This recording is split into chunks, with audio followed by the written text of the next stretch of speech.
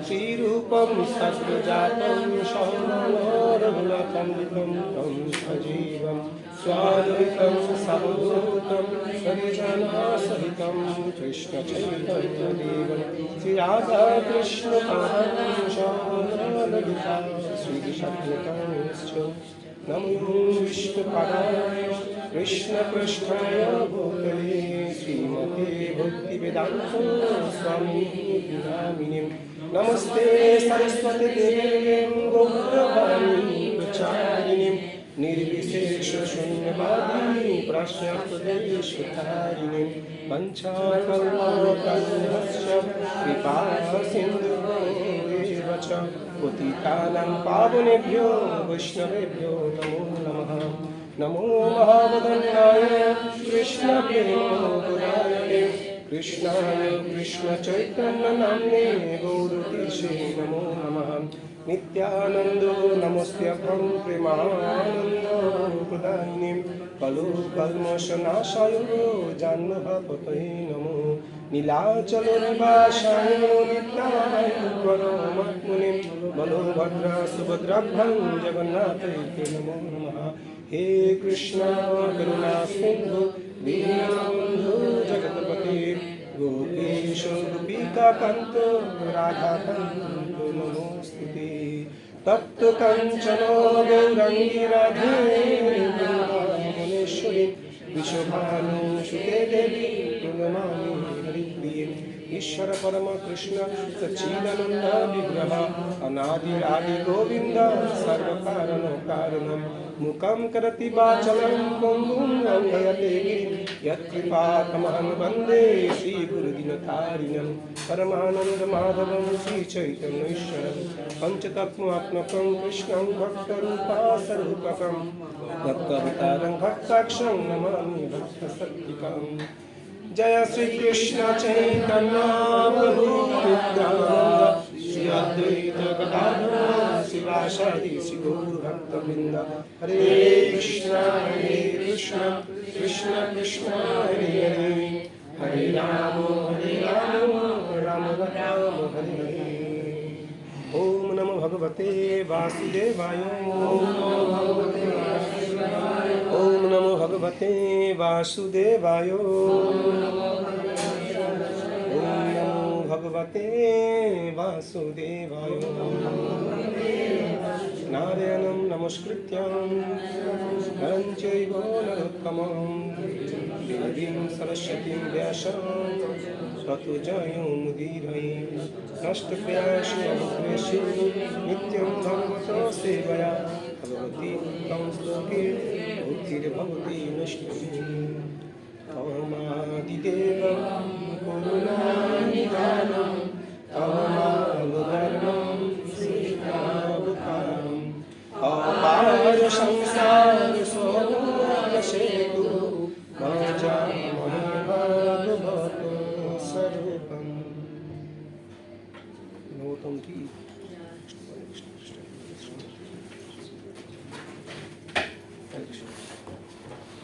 তো গত ক্লাসে কারা কারা ছিলেন?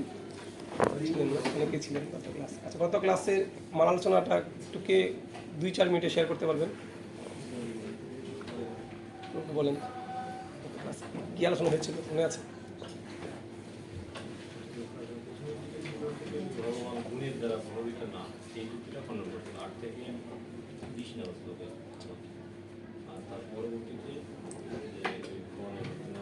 তো ফোনটা সাইলেন্ট করে ফেলি সবাই। বলেন।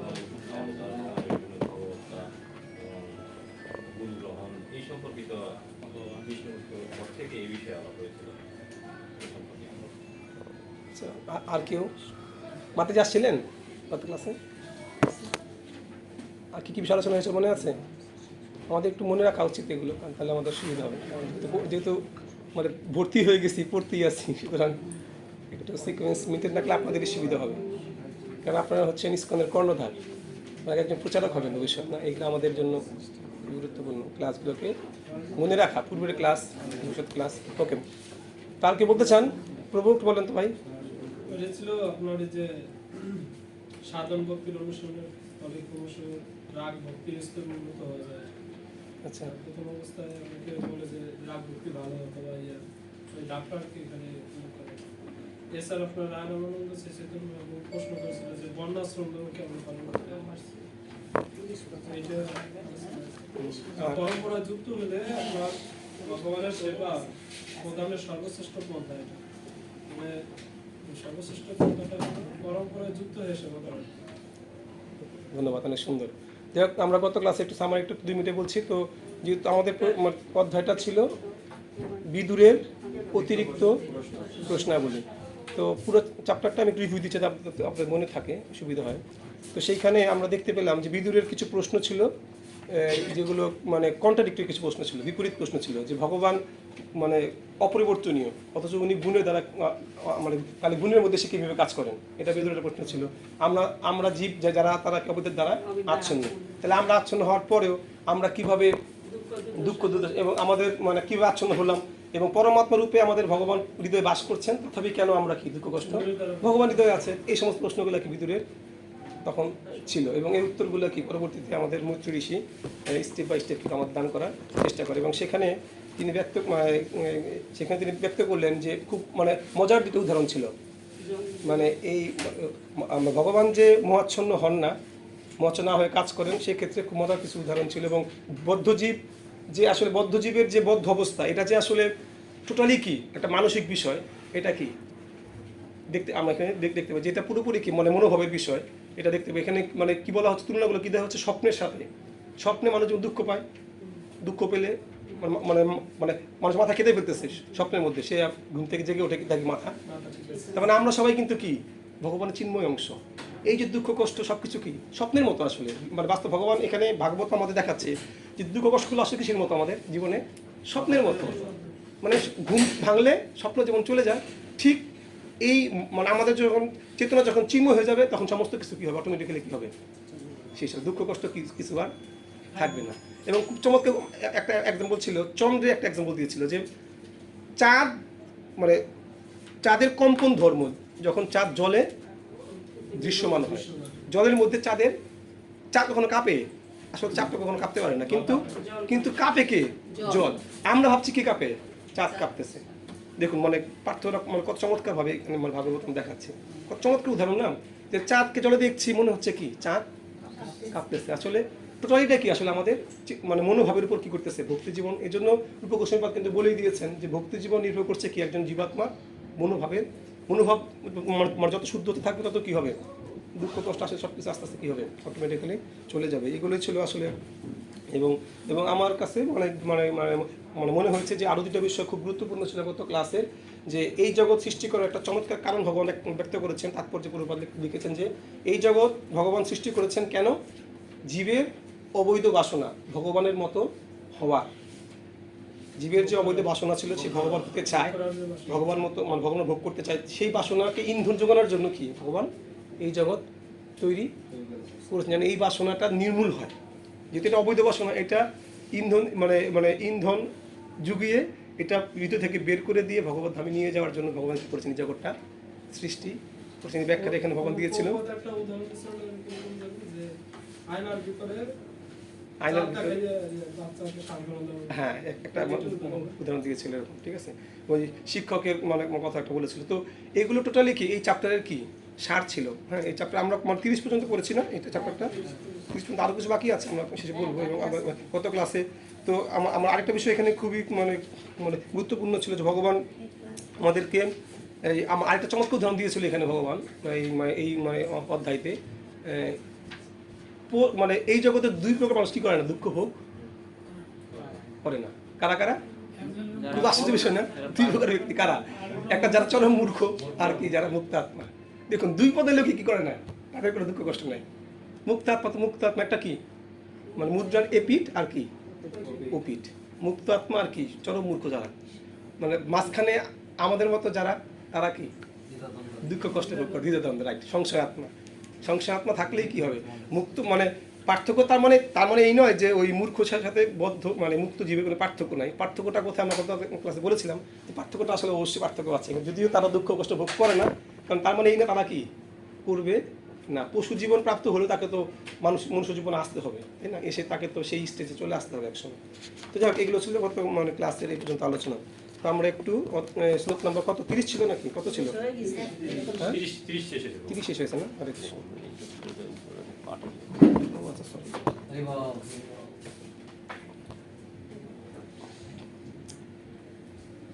গরম লাগতেছে।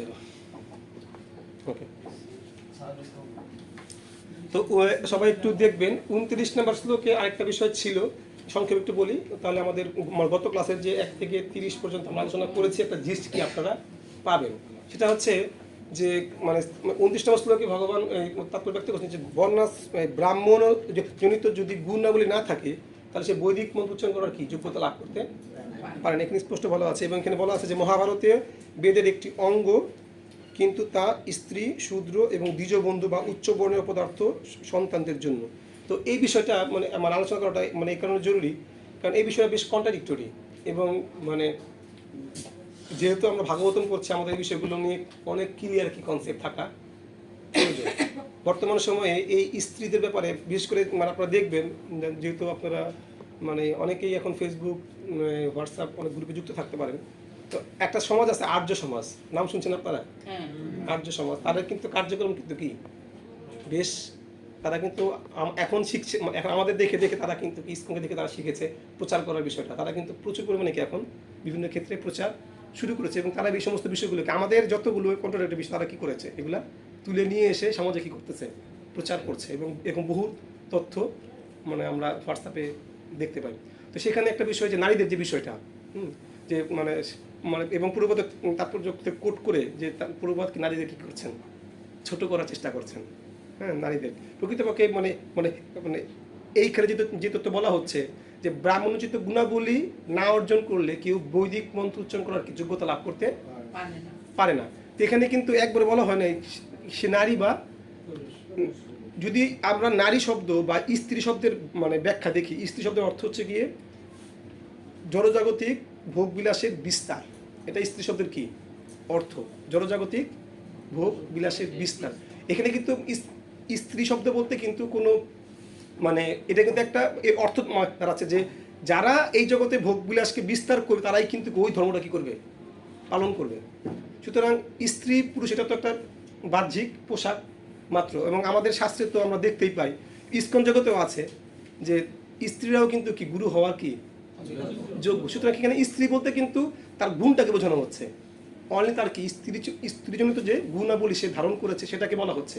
প্রকৃতপক্ষে স্ত্রী শব্দ দ্বারা এখানে বোঝানো হচ্ছে তার যে নিজস্ব তার গুণাবলীগুলো। প্রকৃতপক্ষে কেউ যদি এগুলো ঊর্ধ্বে উঠতে পারে তাহলে তো সে অবশ্যই কি ভগবত ভক্তি পূর্ণরূপে অর্জন করার, এবং দেখতে ইসকন জগতে তো মাতাজিদের সংখ্যা কি অনেক বেশি তারাই। এবং আমরা এরকম দেখি যে গুরু মহারাজের যখন ভার্চুয়াল বুক টেবিলের প্রচার আমরা দেখি, সেখানে মাতাজিদের সংখ্যা কি থাকে, অনেক বেশি মাতাজিদের কি মানে আমাদের মন্দিরেও আছে দেখবেন, আমি দেখি মাতাজিদের তারা গুণ প্রচার করতে কি। সুতরাং কিছু কার্য কিন্তু তারা কি সহজেই করতে পারে, মানে তারা তাদের। সুতরাং এখানে স্ত্রী শব্দের অর্থের দ্বারা যেমন শূদ্র স্ত্রীকে একসাথে মানে বলা হয়, শূদ্র মানে কি আমরা সবাই তো শূদ্র। তো স্ত্রী শব্দ কিন্তু আসলে এখানে গুণবাচক হিসেবে কি আমরা ব্যবহার করতে পারি, যেটা তাদের একটা গুণাবলীর মধ্যে, সেটা যদি আমাদের মধ্যে থাকে সেটাও কি আমরাও সেই পর্যায়ে পড়ছি। সুতরাং এখানে কোনো মানে হেয় করা বা ছোটো করার কোনো উদ্দেশ্য এখানে কিন্তু আমাদের নেই। যাই হোক, আমরা নাম্বার 31 থেকে বলবো না।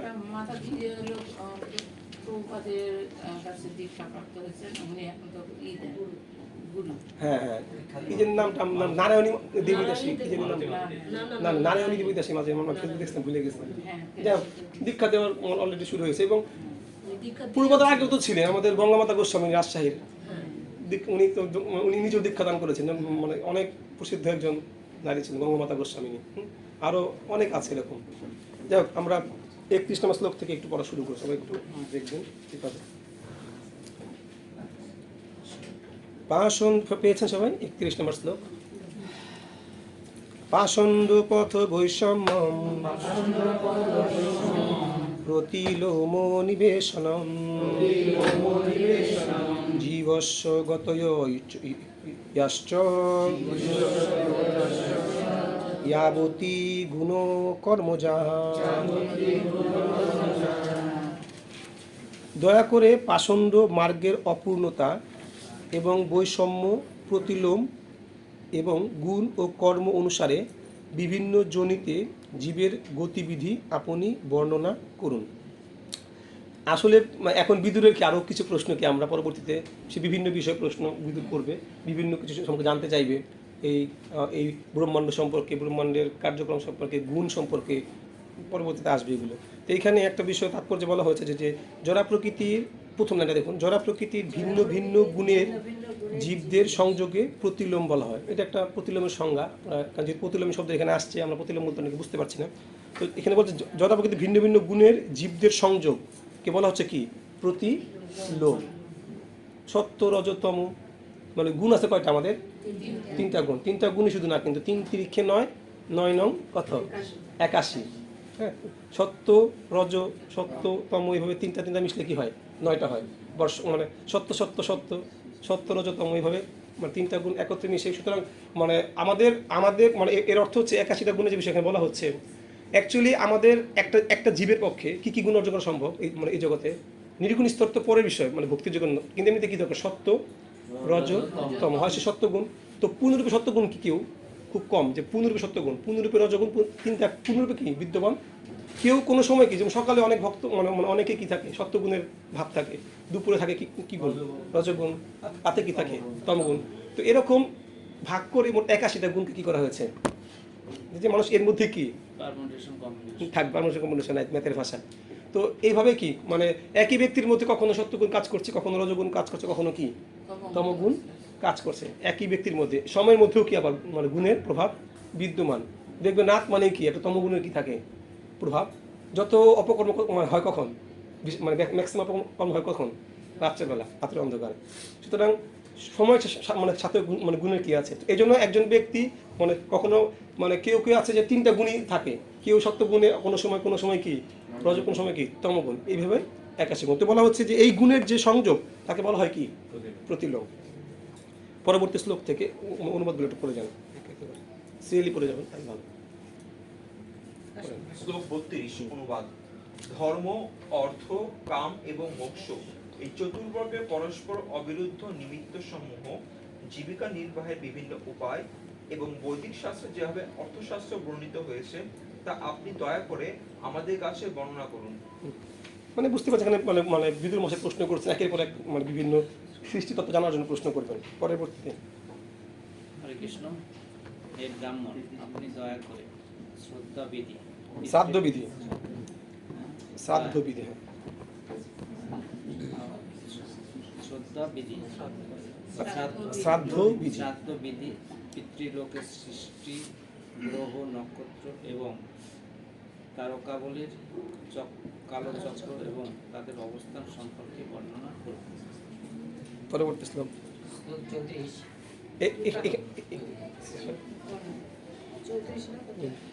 34 নম্বর শ্লোক।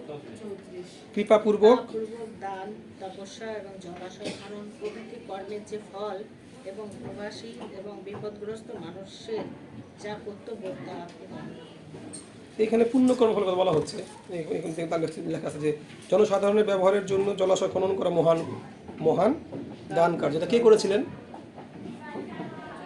মানে শাস্ত্র অনুযায়ী কে করেছিলেন জলাশয় খনন? ভাগীরথী। তিনি কিন্তু গঙ্গাকে কী করেছিলেন, নিয়ে আসছিলেন না? তো এটা কিন্তু দীর্ঘ সময়ের। তো এগুলো কিন্তু মানে সুতরাং শুধুমাত্র মানে ভক্তিজীবন মানে পূর্বপাত কিন্তু এক জায়গায় বলেছিলেন যে ভক্তিজীবন মানে শুধুমাত্র নির্জনে বসে কি হরে কৃষ্ণ মহামন্ত্র জপ, এটাও কি এক ধরনের কি ফাঁকিবাজি হতে পারে। দেখা যাচ্ছে যে মন্ত্র জপের নামে আমি কী করছি, নিজেকে এই সমাজের কল্যাণ থেকে কী করছি, দূরে রাখছি।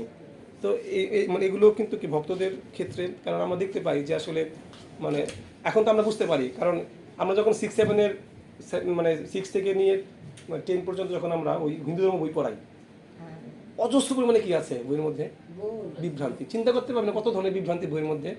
তার মধ্যে এগুলো বলতে পারবেন, ক্লাস বাদ বইতে লেখা, আমি কী বলতে পারবো? বলার থেকে তারপরে যতটুকু সম্ভব আমরা কি আমাদের মতো, কিন্তু তার মানে এখন ওই লেভেলে যদি তখন নামগুলো দেখি এক একজন ডক্টরের ডিগ্রি সব নাম, কিন্তু তারা এই সম্পর্কে তো টোটালি কি, কারণ যেহেতু আমাদের ধর্মটা কি অনেক মানে লিবারেল ধর্ম, সব কিছুই কি এখানে করা সম্ভব। তো নিরাকার, যারা নিরাকার থেকে আসে ওই অনুসারী বেশি, দেখবেন যে রামকৃষ্ণ মিশনের প্রভাবটা কিন্তু অনেক বেশি, তাদের উচ্চপস্ত কর্মকর্তাগুলো কি মানে প্রভাবিত হয় এবং তাদের মতো করে কি তারা ধর্মটাকে ঠিক আছে ব্যবহার করে। এবং এই জায়গায় অনেক অনেক জায়গায় লেখা আছে যে কৃষ্ণ হচ্ছে পরমাত্মার কি অংশ, এভাবে কিন্তু লেখা আছে যে মানে এই দেব দেব দেখলে বিশ্বাস, এভাবে লেখা বইয়ের মধ্যে। তো বাচ্চা কি শিখবে, বলছে বিশ্বাস বলতেছে, মানে তারা এগুলোকে, কারণ তারা তো সেই লেভেলটাই নাই, চিন্তা করতে পারতেছে না। এ কারণে আমাদের ভক্তরা যদি ওইসব জায়গায় না যেতে পারে তাহলে এগুলো কখনো ঠিক করা সম্ভব। সুতরাং এগুলো তো তাহলে এই সমস্ত কার্য তো কল্যাণকর কার্য তো আমাদের ভক্তদের দ্বারা করা দরকার। এখানেই বলছে যে এই সমস্ত কার্য আমাদের প্রয়োজন, আমাদের শাস্ত্রের জন্য, মানে আমাদের সমাজের জন্য। হ্যাঁ, গঙ্গা দেবীকে তো ভাগীরথী নিয়ে আসলো পৃথিবীতে, কিন্তু যখন বলি মহারাজকে বিপদ হয়ে দান করলো তখন ভগবানের চরণের ইয়ে লেগে গঙ্গা নেমে এসেছিল, এটা না? না, ভগবান তো মানে গঙ্গাদেবী তো ভগবানের চরণ থেকে পুরো ব্রহ্মাণ্ডে কি আসবে, পরে পুরো ব্রহ্মাণ্ডে কি মানে গঙ্গাদেবী কিন্তু পুরো ব্রহ্মাণ্ড জুড়ে কি বিরাজমান এবং ভগবানের চরণ থেকে। কিন্তু মানে এই ভাগীরথী হিমালয় থেকে গঙ্গাকে কি এই মানে ভূপৃষ্ঠে কি নিয়ে আসছিলেন, মানে এরকম এরকম শাস্ত্রে আছে আর কি। ওকে, আচ্ছা, এর পরবর্তী শ্লোক। ও যে হিন্দু ধর্মের যেটা বলছেন না, হ্যাঁ, প্রথম লাইনটা খুব পছন্দ হয়, যে সবকিছু প্রকৃতি থেকে উৎপত্তি, এটা তো এত সুন্দর মানে লেখাটা প্রথম দেখে আমরা আসলে আশ্চর্য হই দেখে, এগুলো খুবই মানে দুঃখ লাগে মাঝে মাঝে। এবং আপনার ওই জায়গায় কিন্তু ঈশ্বরকে কেউ নিরাকার অথবা সাকার এভাবে হতে পারে, এবং প্রত্যেকের একটাই কি তাদের তারা যে লিখছে তাদের তার ধারণা, কোনো তাদের মধ্যে কোনো দৃঢ়তা নেই, একটা লেখার মধ্যে কোনো দৃঢ়তা নাই, কারণ তারা জানে না তো কিছু, তারা তো ধারণাই করবে, ধারণা করে করে লিখছে। আবার আবার আবার ধর্ম বইয়ের মধ্যে আমাদের এত মহাপুরুষ আছে, মাদার তেরেসা কাহিনী দিয়ে রাখছে, আমাদের ধর্মের মধ্যে মাদার তেরেসা কাহিনী দিয়ে রাখছে, হজরতের কাহিনী দিয়ে রাখছে কিছু একটা জায়গায়, মানে তারা তুলনা করতে আমাদের ধর্মের অভাব নাই, তারা জানি না কিছু, মানে তারা যা ফিল করতে মন চায় ওভাবে কি চিন্তা করলাম যে তার মানে আসলে এই জায়গায় যোগ্য মানে যোগ্য লোকের যে টোটালি অভাব, এটা বাস্তব সত্য কথা। ধরেন যদি এই জন্য বলা হয় যে নির্মৎসর ব্যক্তি ছাড়া কখনো উপকার করা সম্ভব না, তারা যদি প্রকৃতপক্ষে তাদের বুদ্ধি তো আছে, কিছু তো বুদ্ধি তাদের আছে, তারা যদি মনে করতো যে আমি তো ধার্মিক না, আমি তো ধর্মকর্ম করি না, তাহলে যে করে তার থেকে আমার জ্ঞান নেওয়া উচিত। যদি তার সে যে দায়িত্ব পায়, একটা সাধারণভাবে আমরা কি বিচার করবো, আমার দায়িত্ব পেয়েছি, আমি এই দায়িত্ব ভালো মতো করতে পারছি, সেটা আমি কী করবো, যে যোগ্য ওই জায়গায় তাকে আমি নক করবো, তার সাথে যোগাযোগ করবো। কিন্তু তারা কিন্তু এগুলো কখনোই কোনো কিছু কি, এটাই আছে যে নির্মৎসর ছাড়া প্রকৃতপক্ষে এই জগতে শান্তি, প্রকৃত জ্ঞান প্রতিষ্ঠা করা অসম্ভব ব্যাপার। যাক, আমরা পরবর্তীতে যাই, আসলে অনেক বড় চাপ, আজকে ভাবছি শেষ করবো ওই অধ্যায়টাও। হরে কৃষ্ণ। হে নিষ্পাপ, যেহেতু সমস্ত জীবের নিয়ন্ত্রণ পরমেশ্বর ভগবান, সমস্ত ধর্মের এবং ধর্মাচরণে প্রত্যাশী সমস্ত ব্যক্তির পিতা, দয়া করে আপনি বলুন সেই ভগবানকে কিভাবে সম্পূর্ণরূপে সন্তুষ্ট করা যায়। হরে কৃষ্ণ। এখন প্রশ্ন করছে প্রকৃতপক্ষে ভগবানকে সন্তুষ্ট করার উপায়। পরবর্তী শ্লোক। হরে কৃষ্ণ। 36। হে শ্রেষ্ঠ, গুরুগণ অত্যন্ত দীনবৎসল, তাদের অনুগামীদের প্রতি, শিষ্যদের প্রতি এবং পুত্রদের প্রতি তারা অত্যন্ত দয়ালু, এবং গুরুদেব যাদের দ্বারা জিজ্ঞাসিত না হয়েও তাদের সমস্ত জ্ঞান প্রদান করে। হরি বল। দেখো এইখানে কিন্তু বিদুরের একটা চমৎকার মনোভাব, কিন্তু বিদুর মানে প্রশ্ন মানে শ্লোকগুলো বলছে মৈত্রী ঋষিকে জানার জন্য। তো এখানে কিন্তু খুব চমৎকার একটা কথা কিন্তু বিদুর বলেছে যে গুরুদেব তাদের দ্বারা জিজ্ঞাসিত না হয়েও তাদের সাথে জ্ঞান, তাদের সমস্ত জ্ঞান কি করেন, প্রদান করেন। বিদুর বলছে রাখে মানে। সুতরাং এইখানে শিষ্যের মনোভাব এবং গুরুর কর্তব্য দুইটাই কিন্তু কি বিদুর মশাই এখানে ব্যক্ত করেছেন। দেখুন এখানে স্পষ্টভাবে আমরা দেখতে পাই যে জগৎকেশ্বর প্রভুপাদ যখন বিদেশে গেলেন প্রচার করতে, হ্যাঁ, তখন তারাকে অনেক প্রশ্ন করেছিল প্রভুপাদকে কত প্রশ্ন তারা করেছিল প্রভুপাদ তাদের সাথে মিশতে প্রভুপাদের কি 1 বছর কি শুধু তাদের সাথে মিশতে, তাদের ভালোবাসতে, তাদেরকে বুকে টেনে নিতে তাদেরকে সময় লাগছে কমপক্ষে কি 1 বছর। শুধু তাদেরকে বুকে টেনে নিচ্ছে, খাওয়াইছে, পড়াইছে, মানে এমনও দেখতে পাই যে প্রভুপাদের মানে আসতো যখন সংকট হতো সপ্তাহে 3 দিন করে ভাগ মানে ক্লাস হতো না, একটা সাপ্তাহিক গীতা ক্লাস হতো সপ্তাহে 3 দিন করে, সেইখানে পোশাকটা পেয়ে তারা প্লেটটা কি রেখে যেত প্রবাদ কি। দুই বোন। সুতরাং এটাই কিন্তু গুরু কি দেখা যাচ্ছে যে মানে যদি সৎ গুরুদেব বা ওরকম গুরুদেব হলে তারা কি করবে, তারা এরকম কাজও কি, কারণ তারা কি চাইবে অপ্রাকৃত মানে অহৈতুকী কৃপা দান করার, যেটা তারা যোগ্য না। এবং আমরা দেখতে পাই যে একবার যখন আপনার এটা বলেছিলাম কিনা অনেক জানেন হয়তো, যে একবার তমলকৃষ্ণ স্বামী মহারাজ অসুস্থ হলেন, তো পূর্বপাত কিন্তু নিজের জন্য কিন্তু চিকিৎসা করতে চাইতেন না, তিনি চাইতেন বৃন্দাবনে এসে ওই কি বলে ওই আয়ুর্বেদিক ট্রিটমেন্ট নেওয়ার জন্য। উনি ওনার একটা ছিল, উনি কিন্তু খুব কম করাতেন, কিন্তু শিষ্য অসুস্থ হয়েছে, উনি সাথে সাথে কি আজ্ঞা দিলেন না এখনই কি হাসপাতালে ভর্তি করে, যা বিষয়টা সেটা না। তো যখন ভর্তি হলেন তখন দেখতে গেলেন, তখন তমলকৃষ্ণ স্বামী মহারাজ একটু সুস্থ হলেন, তখন দেখতে গেলেন হাসপাতালে, তখন তমলকৃষ্ণ স্বামী মহারাজ তাকে বললেন যে গুরু আমি একটা স্বপ্ন দেখেছি, কী স্বপ্ন, তো স্বপ্নটা আপনাকে বলতে চাই। তো তিনি বলছেন যে আমি স্বপ্ন দেখেছি যে আপনি আমাদেরকে তিরস্কার করছেন, অনেক বোকা দিচ্ছেন। তো কেন বোকা দিচ্ছেন এবং বলছেন যে তোমরা কেউ, ঠিক আছে বসেন। তা আপনি মানে আপনি বলছেন যে আমরা কেউ শিষ্য হওয়ার যোগ্য নই, এটা মানে মানে তিরস্কার করে বলতেছেন যে তোমরা কি শিষ্য হওয়ার যোগ্য না, তোমরা সব অযোগ্য। স্বপ্ন দেখছে আর কি, মানে কংগ্রেস সময় কারণ প্রভাতকে এক মিনিট চুপ করে বলতেছেন হ্যাঁ তুমি ঠিকই দেখেছো, তোমরা আসলে কেউ কি শিষ্য হওয়ার যোগ্য, তোমাদেরকে আমি যোগ্যতা কি করেছি, দান করেছি। দেখুন মানে কত চমৎকার, মানে চিন্তা করা যায়। শুধু এটা কি শুধুমাত্র এই লীলাটা কি শুধুমাত্র তোমাকে মহারাজ ছিল, উনি তো মুক্ত জীব, এটা আসলে কাদের জন্য, এই যে আমার জন্য, আপনাদের না, আমার জন্য, এটা অনলি ফর মি, আমার জন্য। এটা যে আসলে আমরা যোগ্য না, আমরা যদি বিচার করি আমরা আসলে কেউ যোগ্য না, মানে মানে মানে বাস্তবতা আমরা কত কাছে বলেছিলাম যে বাস্তব সত্য, আমরা যদি স্বাধীনতা পাই, আমরা যদি মানে ভোগের বস্তু সামনে পাই এবং আমাদের যদি আমাদের মাথার উপর যদি কি বলার না থাকে, মানে আমি অ্যাটলিস্ট কি ভক্তি করতে তখন পারবো না, আমার তখন ভোগ করতে হবে, আমি তখন ভোগ করবো। মানে মহাপ্রভু বললেন মানে মহাপ্রভু বললেন যে যুগায়িত নিমেষেন চক্ষুষা অপ্রাপ্ত সেইত, মানে এক মুহূর্ত মানে অদর্শনে কি হচ্ছে আমাদের মহাপ্রভুর কাছে যুগ যুগ মনে হচ্ছে একটা শুদ্ধ ভক্তের নিকট। আর আমাদের ক্ষেত্রে কি আমরা যখন ভোগের বস্তু পাই তখন যুগ যুগ সময় মুহূর্তে শেষ হয়ে যায়।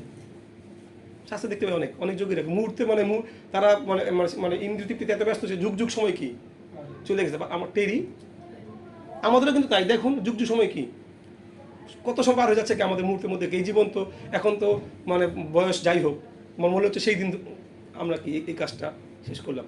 তো এরকম আমাদের বহু সময় কি মানে ইন্দ্রিয় ভোগ করতে করতে মনে হচ্ছে কি অল্পতেই শেষ হয়ে যাচ্ছে।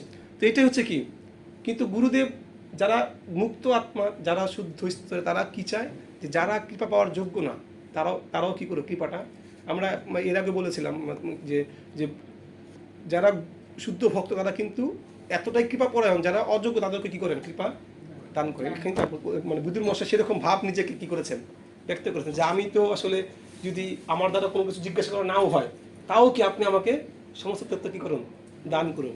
কেন গুরুদেব কি করে এই কাজটা করে, তারা জিজ্ঞাসা না হয় তাদেরকে কৃপা করার জন্য কি করেন, আপনাকে দান করেন। তাই এখানে বলেছেন যে তিনি যেসব বিষয়ে সম্বন্ধে উপদেশ দেন যেন সেই সমস্ত প্রশ্ন করা হয়নি সেগুলি সম্বন্ধে তিনি কি করেন, উপদেশ দান করেন। পরবর্তী শ্লোকে যান, 37 নম্বর শ্লোক। দয়া করে আপনি বর্ণনা করুন জড়া প্রকৃতির তত্ত্বের কত প্রকার প্রলয় হয় এবং প্রলয়কালে ভগবান যখন যোগনিদ্রায় শয়ন করেন তখন তার সেবা করার জন্য কারা বেশি থাকেন। এই শ্লোকটায় দেখুন, এই শ্লোকটা একটা বিষয়ে আমাদের কিছু তথ্যকে স্পষ্ট করে যে চিন্ময় জগৎ আর জড়জগতের যে পার্থক্য। আপনার তাৎপর্য একটু জানতে প্রভু, ওই তাৎপর্যের শেষ প্যারাটা পর্যন্ত।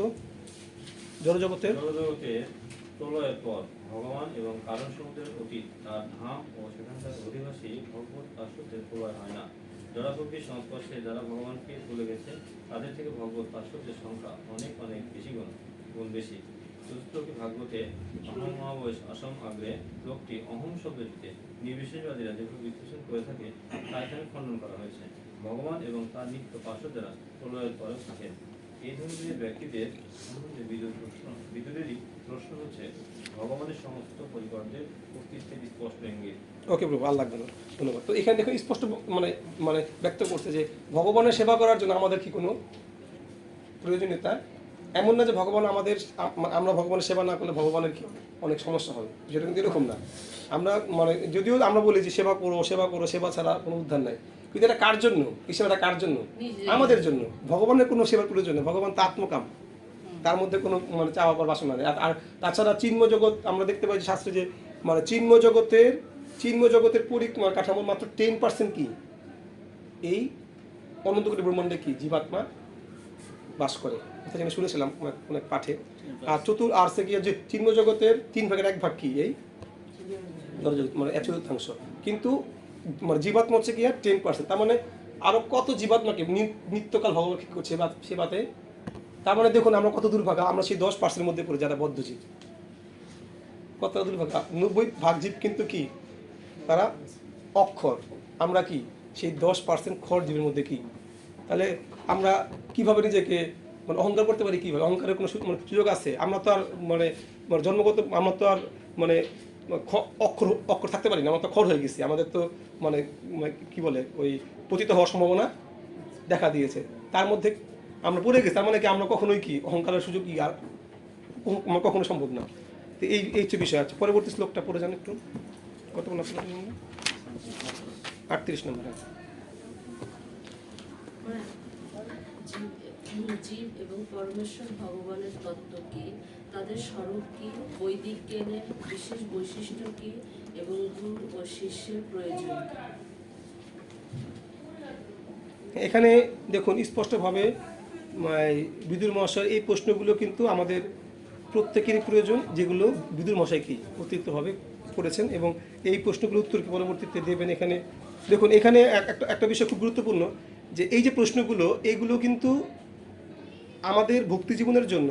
যেমন দেখতে পাই যে শিল প্রভুপাদ যখন বিদেশে গিয়ে প্রচার করতেন, প্রচার শুরু করলেন এই ভক্তদের মাঝে, তিনি কিন্তু শুধু ভাগবত পাঠ দিতেন না, কিন্তু শুধু কি ভাগবত পাঠ দিতেন? তিনি ভাগবত পাঠ দিতেন। ওনার গ্রন্থ লেখা সময় ছিল কখন? রাত্রেবেলা, যখন পুরো কি সব নীরব হতো, তখন উনি কি গ্রন্থ লিখতে বসতেন, 2 ঘন্টা ঘুমাতেন, তারপর গ্রন্থ লিখতেন। আর সারাদিন কিন্তু উনি কি করতেন, এই যে যারা তার কাছে আসতো তাদের সাথে কি করতেন, কথা বলতেন ম্যান টু ম্যান সারাদিন, তাদের বিভিন্ন প্রশ্নের উত্তর বিভিন্ন। আমরা পরে দেখবো যে অ্যাকচুয়ালি একজন মানে বিদুর মহাশয় কিন্তু শুধু ভগবানের ডাইরেক্ট প্রশ্ন করেন নাই, তার আগে পিছনে অনেক প্রশ্ন কি করেছেন। দেখবেন একটা ব্যক্তির ক্ষেত্রে এই জগতে জীবাত্মার ক্ষেত্রে মানে একটা মানুষ কিন্তু 2 ধরনের মানে বিষয় চায়। একটা সে আশ্রয় চায়। আশ্রয়টা কি দেখবেন, আপনি কোনো মানুষের কথা শুনবেন, সে কি আপনাকে খুব ভালোবাসবে। মানে আমরা কিন্তু সবাই বলতে খুব ভালোবাসি, এটা মানুষের বৈশিষ্ট্য। প্রকৃত বৈশিষ্ট্য কোনটা? শ্রবণ করা। কিন্তু অ্যাকচুয়ালি আমাদের বৈশিষ্ট্য কি, আমরা কি দেখবেন যে শুনতে চায় তার কাছে মানুষ কি বেশি মনের কথা কি বলে। তো প্রভু সেই কাজটা করে শুধু শুনতে, তার দুঃখের কথা। এবং গীতা যখন শুরু হয় তখনও কৃষ্ণ কি করেছিলেন, অর্জুনের পুরো প্রথম অধ্যায় কি কার কথা ছিল? দুঃখ। শুধু অর্জুন দুঃখ কি করেছেন। তারপর কি যখন অর্জুন দুঃখ বলতে বলতে ক্লান্ত হয়ে থেমেছেন, দেন কৃষ্ণ কি করেছেন। তো এই জন্য মানে এটা কিন্তু একটা খুব গুরুত্বপূর্ণ বিষয় আমাদের মানে যে প্রচার করার ক্ষেত্রে। আগে কি করতে হবে, দুঃখ শুনতে হবে, তার কথা শুনতে হবে, শুনে তার আশ্বস্ত করতে হবে যে আপনি তার কথা শুনে তাকে সাহায্য করার জন্য এগিয়ে আসবেন। এটা কিন্তু একটা খুব বড়, যেটা প্রভুপাদ কি একদম তার সারা জীবন ধরে কি শুরু দিকে পুরোটাই কি প্রভুপাদ এই দীর্ঘ সময় শুধু তিনি কি করেছেন, ভক্তদের কাছ থেকে কি তাদের বিভিন্ন ধরনের সমস্যা, দুঃখ, কষ্ট এগুলো কি করেছেন, শ্রবণ করেছেন, আর একটু করে কি করেছেন, তার সমাধান দিয়েছেন। আমরাও দেখি এরকম, আমাদের অনেক ভক্ত আছে এরকম, তারা কি করে ম্যান টু ম্যান প্রচারের ক্ষেত্রে এটা অত্যন্ত কি একটা গুরুত্বপূর্ণ পার্ট, ম্যান টু ম্যান প্রচার। তো এরকম মানে এখানেও কিন্তু কি বিদুর আর মৈত্রী মশাইয়ের কি হচ্ছে, দ্বৈত কথোপকথন। বিদুর প্রশ্ন করছে, মৈত্রী মশাই কি এখন মৈত্রী মশাই কিন্তু এখন তুমি কথা বলা শুরু করে না, বিদুর কি শুধু প্রশ্নই করে যাচ্ছে, একের কত প্রশ্ন করে দেখছে, একসাথে অনেক প্রশ্ন করেছে। তারপরে কি মৈত্রী মশাই আবার সব শুনে তারপরে কি, যদিও বিদুর মশাই তো উনি শুদ্ধ ভক্ত ছিলেন, এটা জাস্ট নিজের অংশ। তো এটা আমাদের জন্য শিক্ষা যে আমরা যারা বিভিন্ন ক্ষেত্রে প্রচার, যেহেতু আমরা মানে ভক্তি বৈভব ক্লাসের শিক্ষার্থী, আমাদের তো আসলে প্রত্যেকেরই কম বেশি প্রচারের কি টুকটাক ক্ষেত্র থাকে। সুতরাং এগুলো আমাদের ঠিক গুরুত্বপূর্ণ শিক্ষা, যে ভালো করে মানুষের দুঃখটা কি শ্রবণ করা। দেখবে অটোমেটিক্যালি সেই একসময় কি বসে চলে আসবে। হরে কৃষ্ণ। পরবর্তী 39 নম্বর। ভগবানের নিষ্কলঙ্ক ভক্তেরা এই প্রকার জ্ঞানের উৎস সম্বন্ধে উল্লেখ করেছেন, সেই সমস্ত ভক্তদের সহায়তা ব্যতীত ভক্তিযোগ এবং বৈরাগ্য সম্বন্ধে জ্ঞান লাভ করা কিভাবে সম্ভব? মানে এই শ্লোকটা হচ্ছে, এই ধরনের শ্লোকগুলো হচ্ছে আমাদের প্রমাণ যে গুরু পরম্পরা ধারা ছাড়া, শুদ্ধ ভক্তের মুখনিষ্ঠ মানে কথা ছাড়া আমরা শ্রবণ করে আমাদের কোনো লাভ হবে না। এটা প্রমাণ এখানে স্পষ্ট বলে দিচ্ছে যে ভগবানের নিষ্কলঙ্ক ভক্তেরা এই প্রকার জ্ঞানের উৎস সম্বন্ধে উল্লেখ করেছেন। এটা কোনো সাধারণ ব্যক্তিরা কি এই জ্ঞান, এটা কারা করেছেন? ভগবানের যারা নিষ্কলঙ্ক ভক্ত। হ্যাঁ, নিষ্কলঙ্ক ভক্ত বলতে বলা হচ্ছে যে নির্মৎসর ভক্ত যারা। তো এখানে দেখুন মানে তাৎপর্য শেষ বেলা থেকে স্পষ্ট বলেছেন যে এই কারণে কিন্তু কি মহাপ্রভু থেকে শুরু হয়েছে কি শাস্ত্র লেখা। এখানে স্পষ্ট বলেছেন, দেখেন প্রথমে শেষের দিকে যে শ্রীল রূপ গোস্বামী ও তার সহকারীরা শ্রী চৈতন্য মহাপ্রভুর নির্দেশ অনুসারে ভাবী ভক্তদের পরিচালনা করার জন্য, তাদের জন্য ভাবী মানে ভবিষ্যতের ভক্তদেরকে তারা পরিচালনা করবে, সেজন্য কি করেছেন? বহু শাস্ত্র রচনা করেছেন। আর যারা ভগবানের শুদ্ধ ভক্তি স্তূর্ণিত হতে ঐকান্তিক আগ্রহী, তাদের কর্তব্য হচ্ছে সেই সমস্ত গ্রন্থাবলীর সাহায্য গ্রহণ করা। ডাইরেক্ট নির্দেশনা এখানে শুধুমাত্র প্রভুপাদ করেছেন তা নয়, প্রভুপাদের মহাপ্রভুর সময় থেকেই কি এই জন্যই কিন্তু মহাপ্রভু রূপ গোস্বামী পাদকে কি করেছিলেন? 10 দিন দশাশ্রমের ঘাটে কি করেছিলেন? দিব্য জ্ঞান দান করেছিলেন, যার ফলে তিনি অনেক শাস্ত্র লিখেছেন। একমাত্র উদ্দেশ্য যারা ভক্তি করতে চায়, যারা জীবনের চরম স্তরে তারা যেন এই শাস্ত্রের সাহায্য নিয়ে প্রকৃত কর্মগুলো কি করে সঠিকভাবে করতে পারে। সুতরাং শাস্ত্র অধ্যয়ন করা এটা কিন্তু আমাদের বেসিক নিড। আমরা যেমন বলি যে মানে আমরা যেমন শিখে আসছি, এখনো আমরা পড়াই যে মানুষের মৌলিক চাহিদা কয়টা? 5টা না? তো জীবাত্মার মৌলিক চাহিদা হচ্ছে কি? শ্রবণ কীর্তন। এটা আমাদের মৌলিক চাহিদা। সুতরাং আমরা এটা ছাড়া কখনো কি ভালো থাকতে পারবো না, 100% থাকবো, মানে কোনো এতে কোনো সন্দেহ নেই। মহাপ্রভু চেয়েছিল তাই, মহাপ্রভুই কিন্তু রূপ গোস্বামী পাদকে দিয়ে কি করেছেন? শাস্ত্র মানে সদয় গোস্বামী করে কাজ কিছু, জীব গোস্বামী এরা শাস্ত্র লিখেছেন একে জানো কি, যারা আমাদের মতো যারা ভক্তিকে জানতে পারবে, মানে জানার কথা হাঁটবে, তখন যেন হুচটটা না খায়, সেজন্য কি শাস্ত্র, এই জন্য শাস্ত্র গ্রন্থ আশ্রয় লাভ করা এটা আমাদের জন্য অত্যন্ত কি গুরুত্বপূর্ণ। হয় আমি সরাসরি, হয় আমি গ্রন্থ ভাগবত অথবা কি ব্যক্তি ভাগবত। যদি আমার মধ্যে সেই সামর্থ্য না থাকে, তাহলে আমি কি ব্যক্তি ভাগবত আশ্রয় থেকে সেগুলো কি করব? অর্জন করব। মানে এমন সুযোগ নাই যে আমি পড়াশোনা করতে পারি না বলে আমি শাস্ত্র অধ্যয়ন করব না, শাস্ত্রকে লাভ করব না। আপনি পড়তে পারেন না, ভালো কথা, আপনি কি শ্রবণ করতে পারেন। আপনি বিভিন্ন ধরনের পাঠ শ্রবণ করবেন, বিভিন্ন আচার্যদের পাঠ শ্রবণ করবেন, ভক্ত সঙ্গদের পাঠ শ্রবণ করবেন, পাঠে থাকবেন, তাহলে কি শ্রবণের মাধ্যমে আপনি কি জানতে পারবেন। সুতরাং পন্থা কিন্তু একটাই, সে আমরা মানে অক্ষর জ্ঞান হই আর অক্ষর জ্ঞান শূন্য হই। পন্থা একটাই, আপনাকে এই শ্রবণ মাধ্যমে এই জ্ঞান কি করতে হবে? আহরণ করতে হবে। পরবর্তী শ্লোক 40 পরমেশ্বর ভগবান শ্রী হরির লীলাবিলাস সম্বন্ধে জানতে ইচ্ছুক হয়ে আমি এই সমস্ত প্রশ্ন করেছি। আপনি সকলের শরীর, তাই দয়া করে নষ্ট দৃষ্টি ব্যক্তির কল্যাণের জন্য আপনি এই সমস্ত প্রশ্নের উত্তর দান করুন। নষ্ট দৃষ্টি ব্যক্তি মানে কারা? তারা আমরা না, নষ্ট আমাদের দৃষ্টি কি কলিযুগের অন্ধ। হ্যাঁ, তো এখানে ভাগবতম প্রথম স্কন্ধে আছে, শ্লোক নম্বরটা কত মনে নাই, যে কলৌ নষ্ট দিশামেশ পুরানো অর্ক অধুনা উদিত। হ্যাঁ, কৃষ্ণ শতমুপগতে ধর্মগ্র আদি বিষয়, মানে যখন ভগবান চলে যায় তখন কি এই কলিযুগের নষ্ট মানে কলিযুগের মোহাচ্ছন্ন অন্ধপ্রায় মানুষদের দৃষ্টি দান করার জন্য কে আসছে? ভাগবতম আসছে। সুতরাং ভাগবতম হচ্ছে কি আসলে জ্ঞান, আলো, যার ফলে আমাদের কি দৃষ্টি কি হবে? দৃষ্টিটা শুদ্ধ হবে। আমরা স্পষ্ট দেখতে পাবো যে আসলে আমাদের জীবনের প্রকৃত। এখানে দেখুন, এখানে একটা তাৎপর্য, একটা লাইন মানে খুব গুরুত্বপূর্ণ। ভগবত ভক্তির পন্থা মাঝখানে একটা লাইন আছে, এক পন্থা কিন্তু এক। ভগবত ভক্তের বুদ্ধি অনিশ্চয়তার অনন্ত শাখা বিচলিত হয় না। বিদুরের উদ্দেশ্য ছিল ভগবানের সেবা প্রতিষ্ঠা হওয়া, যাতে মানুষ অবিচলিতভাবে একাগ্রচিত্ত হতে পারে। আচ্ছা, এখানে যে বিষয়টা দেখুন, ভগবত ভক্তের বুদ্ধি অনিশ্চয়তার অনন্ত শাখায় বিচলিত হয় না, এটা কিন্তু খুব গুরুত্বপূর্ণ বিষয়। যদি হয় আমাদের, তাহলে কিন্তু আমরাও কিন্তু সঠিক পথে হাঁটতে পারছি না কিন্তু, কারণ মায়া যেহেতু মানে মায়া অত্যন্ত কঠিন। হ্যাঁ, অনন্ত মানে বুদ্ধি, আমাদের কিন্তু বুদ্ধি একটা, সেটা কি ভগবত সেবা। দেখবেন মানে এই গীতাতে কিন্তু স্পষ্ট বলা হচ্ছে যে বহু শাখা বিশিষ্ট আর এটা কি ব্যবসায়িকমিকা স্পষ্ট কিন্তু বলা আছে।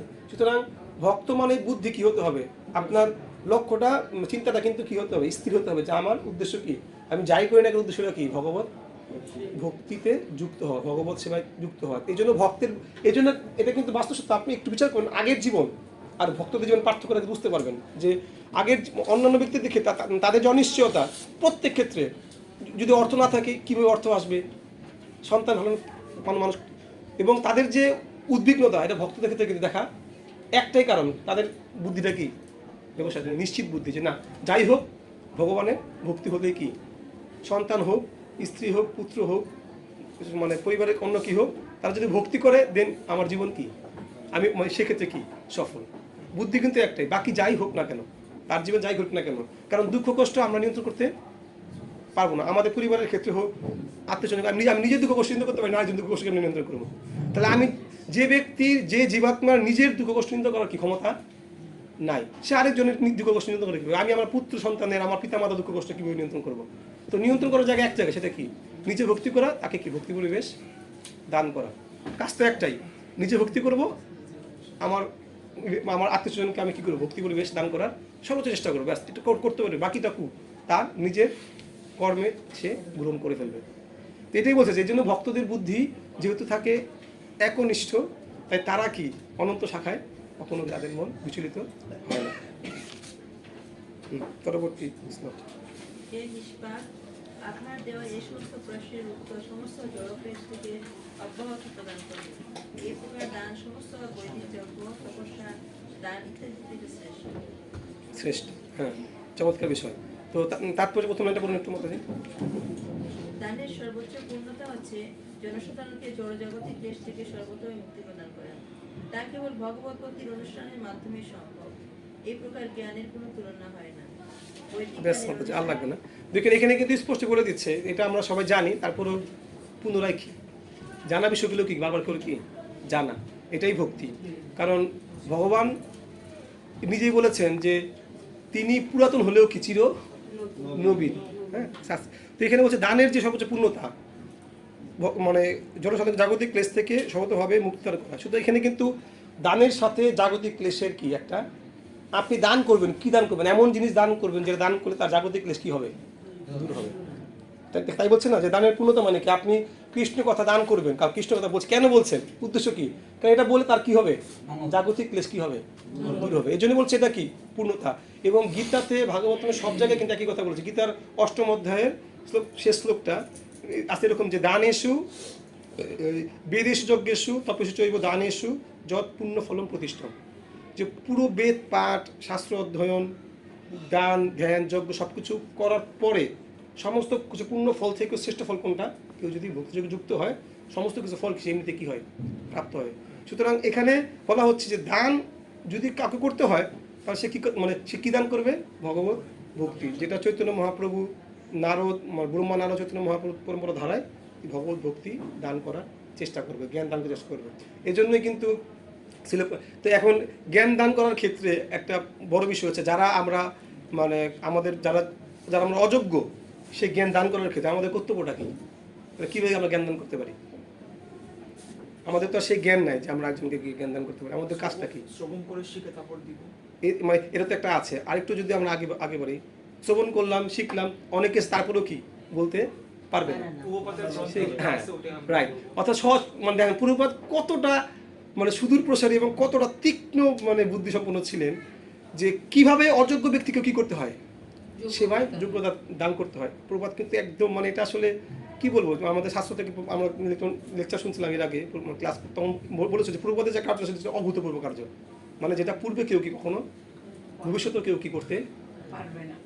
উনি এমন কার্য করেছেন যেটা পূর্বে কোনো আচার্য কি করেনি, এবং ভবিষ্যতেও কি কোনো কেউ আর কি করতে পারেনি না, যদিও সমস্ত আচার্য শক্তি নিয়ে করেছিলেন। দেখুন এখানে যেটা চমৎকার বিষয়, পূর্বদের গ্রন্থ কথা কেন বলা হচ্ছে, কারণ আপনি কাউকে যখন গ্রন্থ দিবেন, আপনি কাকে কী দান করছেন, তাকে ভক্তি দান করার চেষ্টা করছেন। এটাই তার জাগতিক ক্লেশ তা কী করবে, দূর করবে। এই জন্য আমরা বুঝি না বুঝি, যোগ্যতা থাকুক না থাকুক, আমাদের কী করতে হবে, গ্রন্থ প্রচার করতে হবে।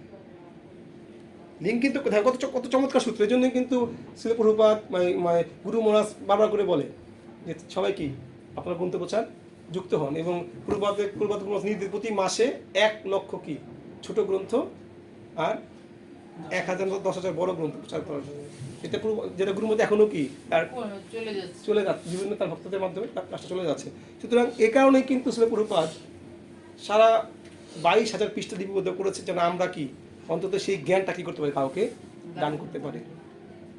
একটা যার যোগ্যতা সে তো প্রভুপাদের কথা বলছেই, যারা স্কচতে আছে, যারা বড় বড় প্রচারক, তারা তো প্রভুপাদের কথা বলছেই।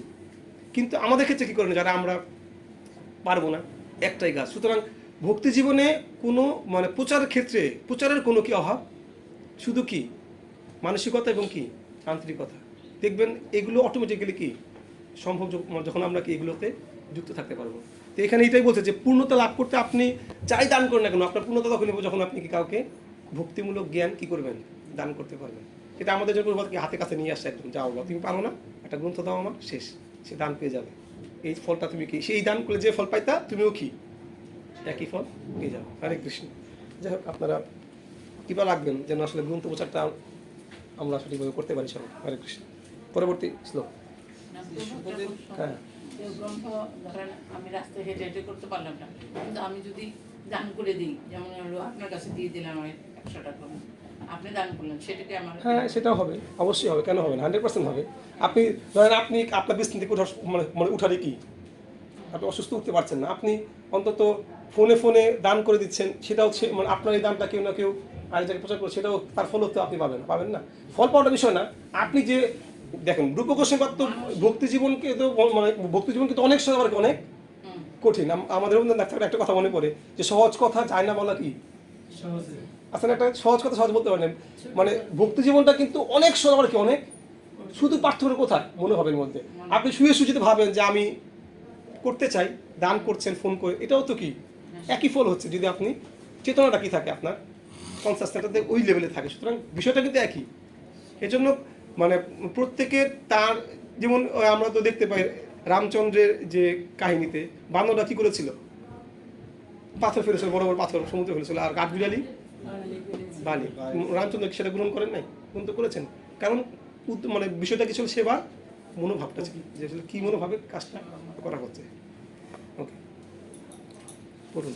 শ্রী সুখদেব গোস্বামী বললেন, সর্বদাই পরমেশ্বর ভগবানের কথা বর্ণনা করতে উৎসাহী মুনিশ্রেষ্ঠ মৈত্র কর্তৃক এভাবে অনুপ্রাণিত হয়ে পুরাণের বর্ণনা অনুসারে ব্যাখ্যা করতে লাগলেন।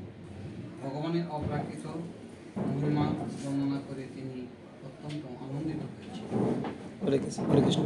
তো মৈত্রী ঋষি বিদুর মহাশয় এই পর্যন্ত শুধু কি প্রশ্ন করে গেলেন, শুনে গেলেন, এবং তিনি আনন্দ অনুভব করলেন, কারণ এখন তিনি শুরু করবেন। আমরা গীতার কত 10ম অধ্যায়ের শ্লোক নাম্বার 11 সম্ভবত, 11 না 10 সম্ভবত, 10 না 11 একটা শ্লোক আছে এরকম কি, মচ্চিত্ত মদ্গত প্রাণা বোধয়ন্তশ্চ পরস্পরম কথয়ন্তশ্চ মাং নিত্য তুষ্যন্তি চ রমন্তি চ। এটা কিন্তু হ্যাঁ 9 নম্বর শ্লোক, 8 9, হ্যাঁ 9 নম্বর শ্লোক। তো এইখানে কিন্তু স্পষ্ট বলা হচ্ছে যে একজন ভক্ত অবশ্যই কি তার সন্তুষ্ট আসতে হবে হৃদয়ে, ভগবত কথা শ্রবণ করে ভগবত কথা বলে তার হৃদয়ে কি আসবে, আনন্দ আসতে হবে। এটা এগুলো কিন্তু ভক্তির মানদণ্ড, আসতে হবে, 100% আসতে হবে, হ্যাঁ, এটার বিচার করতে হবে। তো এখানে সেটাই দেখতেছি যে মৈত্রী ঋষিও কি শুনে কি অত্যন্ত আনন্দিত হয়েছেন, পরবর্তী শ্লোক থেকে সে বলা শুরু করবেন। এই হচ্ছে বিষয়। আমরা তাহলে এই অধ্যায় শেষ করলাম, বুঝতে পারছি এই অধ্যায় যে বিষয়গুলো ছিল। আমরা পরবর্তী অধ্যায়ে 8ম অধ্যায়ে যাবো সবাই। এই অধ্যায়ের নাম হচ্ছে গর্ভদায়ী বিষ্ণু থেকে ব্রহ্মার আবির্ভাব। ওকে, আমরা শুরু করি। শ্লোক নম্বর 1 একটু আমরা উচ্চারণ করেছি, এই শ্লোকটা একটু শুরু হচ্ছে। মৈত্রুবাচ সৎসেবনীয় বত পুরুবংশ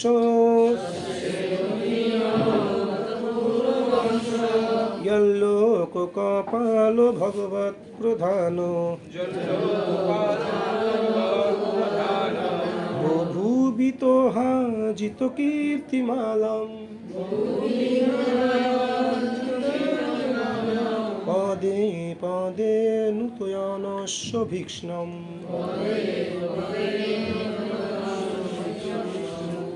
অনুবাদ। অনুবাদ করে যান। মৈত্রী ও বিদুরকে বললেন, মহারাজ, পুরুর রাজবংশ শুদ্ধ ভক্তদের সেবা করার যোগ্য, কেননা এই বংশের সন্তান সন্ততিরা পরমেশ্বর ভগবানের প্রতি অনুরক্ত। আপনি এই পরিবারে জন্মগ্রহণ করেছেন।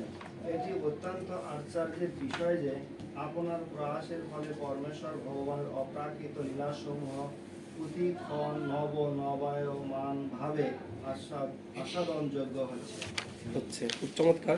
তো এইখানে বিদুর মৈত্রী বিদুরকে এখন বিদুর মহাশয়েরই কি বংশের পরম্পরার কথা কি ব্যক্ত করছেন এবং পরবর্তীতে বললেন যে যে আপনার প্রয়াসের ফলে পরমেশ্বর ভগবানের অপ্রাকৃত লীলাসমূহ প্রতিক্ষণ নবনবয়নভাবে আস্বাদনযোগ্য হচ্ছে। তো ভগবানের লীলাসমূহ এগুলো কি হচ্ছে প্রতিক্ষণ নবনবয়নভাবে কি হচ্ছে আস্বাদন করাযোগ্য হচ্ছে। এখানে বলার উদ্দেশ্য হচ্ছে যে ভগবানের লীলা কখনো কি হয় না পুরাতন হয় না। একবার মানে মায়াপুরের ওই সুবক স্বামী মহারাজের এক শিষ্য পাঠে আসে নাই, মানে মহারাজের পাঠ কি আর হয়তো কোনো শিষ্য ছিল এরকম শুনেছিলাম, পাঠে আসে নাই। তো মহারাজ তো একটু মজা করে বলে, মহারাজ ওই শিষ্যকে পরে দেখে বলতেছে, আমি প্রতিদিন একই কথা বলি, তোমাদের শুনতে ইচ্ছা করে না। বলতেছিল একই কথা হলেও কি এটা ভগবানের কথা, এটা কি শোনা আমাদের কি কর্তব্য। তো আমরা দেখতে পাই যে মানে গীতা শ্লোক আছে যে অজনিত্য শাশ্বত অয়ং পুরানো, আমি পুরাতন হলেও কি চির নবীন।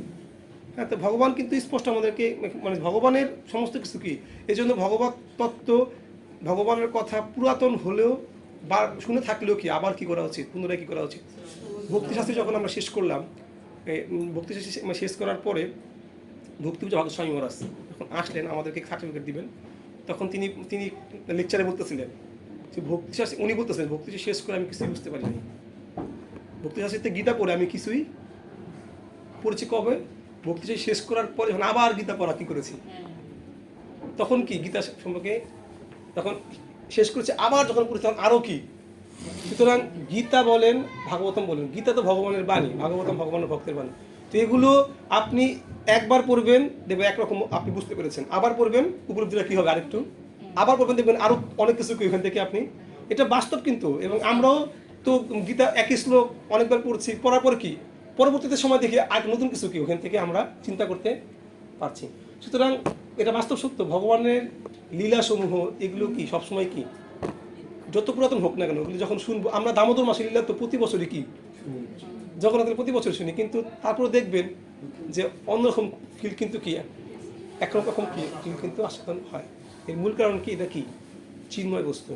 শুধু মানে ভগবান লীলার কথা বাদ দেন, হরে কৃষ্ণ মহামন্ত্র যেমন জপ করছি, একই মন্ত্র কি করতেছি আমরা জপ করতেছি সারা জায়গায় একই। ওই যে মানে আমাদের বিভিন্ন এলাকায় যে কীর্তন হয় কি বলছেন এটাকে, না অষ্টপ্রহর কীর্তন যে হয় কতদিন ধরে হয়ে যাচ্ছে, একই গান কি শুধু করে হরে কৃষ্ণ নামই বলে, কিন্তু শব্দ কিন্তু একটাই, ষোলো নাম সব কিছু কিন্তু আমরা কিন্তু বলি অন্ধকাল ধরে এটি চলতেছে, তারপরেও কি এটা পুরাতন হয় না। এটা তার বাস্তব প্রমাণ যে কখনো কি পুরাতন হচ্ছে না, নবনবায়মান। যতবার বলতো তত কি নতুন নতুন সুর, কত ভক্তরা কত হবে কি করছে, এই ভগবানের নাম করতেছে। এক জায়গায় এক ভক্ত বললো যে আপনি যদি কোনো জড় শব্দ যদি অতিরিক্ত বলেন দেখবেন এক সময় কি আপনার বিরক্তি চলে আসবে, যে কোনো শব্দ আপনি চুজ করে অতিরিক্ত বলবেন দেখবেন কি এমন কোনো, আমরা যখন ভক্তি জীবনের আগে যদি দেখি যে কোনো পুরাতন গান, কোনো প্রিয় আপনার গান আপনি কয়বার শুনতে পারছেন, কয়বার 1 2 3 4 10 বার 20 বার শুনলে কি আর কি ওই গানের প্রতি কি থাকবে না। তো এটা বাস্তব সত্য, ভগবানের কথা যে চিন্ময় এগুলো তার বাস্তব প্রমাণ, এগুলো আমাদেরকে অবশ্যই উপলব্ধি করা অত্যন্ত প্রয়োজন। পরবর্তী শ্লোক। আমি এখন ভাগবত পুরাণ কীর্তন করব, যা অতি অল্প সুখের আশায় মহা দুঃখে পতিত জীবদের মঙ্গল সাধনের জন্য স্বয়ং পরমেশ্বর ভগবান মহাবিষ্ণুদের শুনিয়েছিলেন। দেখুন আসলে ভাগবতমের শ্লোকগুলো মানে তার অর্থগুলো এত গভীর। এখানে মৈত্রী ঋষি বলতেছেন যে তিনি ভাগবত পুরাণ বলবেন, কেন বলবেন মানে এক্সাম্পল কি দিয়েছে, অতি অল্প সুখের আশায় মহা দুঃখে পতিত জীবদের, মানে এই জীব আমরা যারা এই জগতে পতিত আছি, দেখবেন জড় সুখকে আমরা কি বলি, চপল সুখ বলি, মানে যে সুখ ক্ষণস্থায়ী। অ্যাকচুয়ালি আমরা যদি সুখের সংজ্ঞা দিই। সুখের সংজ্ঞা মানে কি বলেন তো দেখি? সুখের সংজ্ঞা কি বলতে পারবেন? সুখ মানে কি, জড় সুখ মানে কি আসলে? সুখের একটা সংজ্ঞা হচ্ছে এরকম, দুঃখের ঘাটতি যেখানে হয় সেখানে কি হয়? সুখ উৎপন্ন হয়। সুখ কিন্তু আসলে সুখ কিন্তু নাই আসলে, বলা হচ্ছে সুখটা যে পুরোটাই মায়া, যেখানে দুঃখ কমবে সেখানে কি সুখ অনুভব করবে। অসুস্থ হওয়ার পর কেমন আছেন? আগে একটু ভালো আছি তুলনা, মানে সে অসুস্থ ছিল, এখন কি অসুস্থতা একটু কমেছে, পুরোপুরি যায় না হয়তো, সে এখন কি ভালো ফিল করতেছে। একবার ওই একটা ট্রেনিংয়ে গিয়েছিলাম, ইউথ পিচিংয়ের ট্রেনিংয়ে গেলাম, সেখানে রূপেশ সন্নিধি প্রভু চট্টগ্রামের, তিনি ক্লাসে বলতেছিলেন, উনি ভাবে বলতেছিলেন যে একটা আঙ্গুল দেখায়, যে বলেন তো আপনার এই আঙ্গুলটাকে কয়ভাবে সুখ দিতে পারেন? কয়ভাবে বলেন তো দেখি? যদি বলো আপনি আঙ্গুলকে সুখ দেন, কয়ভাবে সুখ দিবেন? কী কী করলে আঙ্গুল সুখ পাবে? আছে কিছু মানে মানে কিছু খুঁজে পান? কিছু কিছু নাই, কিন্তু দেখেন আঙ্গুলকে সুখ দেওয়ার মতো কোনো কিছু কিন্তু খুঁজে পাওয়া যাচ্ছে না। কিন্তু দুঃখ দেওয়ার ক্ষেত্রে চিমটি দেন, কাইটা ফালান, বাড়ি দেন, কতটুকু উপরে চলে আসে দুঃখ দেওয়ার ক্ষেত্রে। সুখ দেওয়ার ক্ষেত্রে আপনি খুঁজে পাবেন না যে কীভাবে সুখী করতে পারেন। আপনি কী করতে পারেন? এখানে হয়তো একটু আদর করতে পারেন জায়গায়, বা একটু ঠান্ডা জল দিতে পারেন, তাও আপনি অনেক ঠান্ডা হলো। সুতরাং দুঃখ দেওয়ার কিন্তু কি হাজারো, তা আমরা ডুবেছি কোথায়? দুঃখের সমুদ্রে। বাস্তব উদাহরণগুলো যে শাস্তি দেওয়া হয়েছে, যে আমি ভব সমুদ্রে পড়ে আছি, একটু করে কি মাথা তুলছি, শ্বাস নিচ্ছি, মনে হচ্ছে কি আমি সুখ পাচ্ছি। তো সুখ মানে যেখানে দুঃখের কি কমতি ঘটে, যেখানে দুঃখ কমে যায়, সেখানে কি আমরা সুখ অনুভব করি। তো সুখের সঙ্গে কিন্তু আসলে প্রকৃতির সঙ্গে এটাই।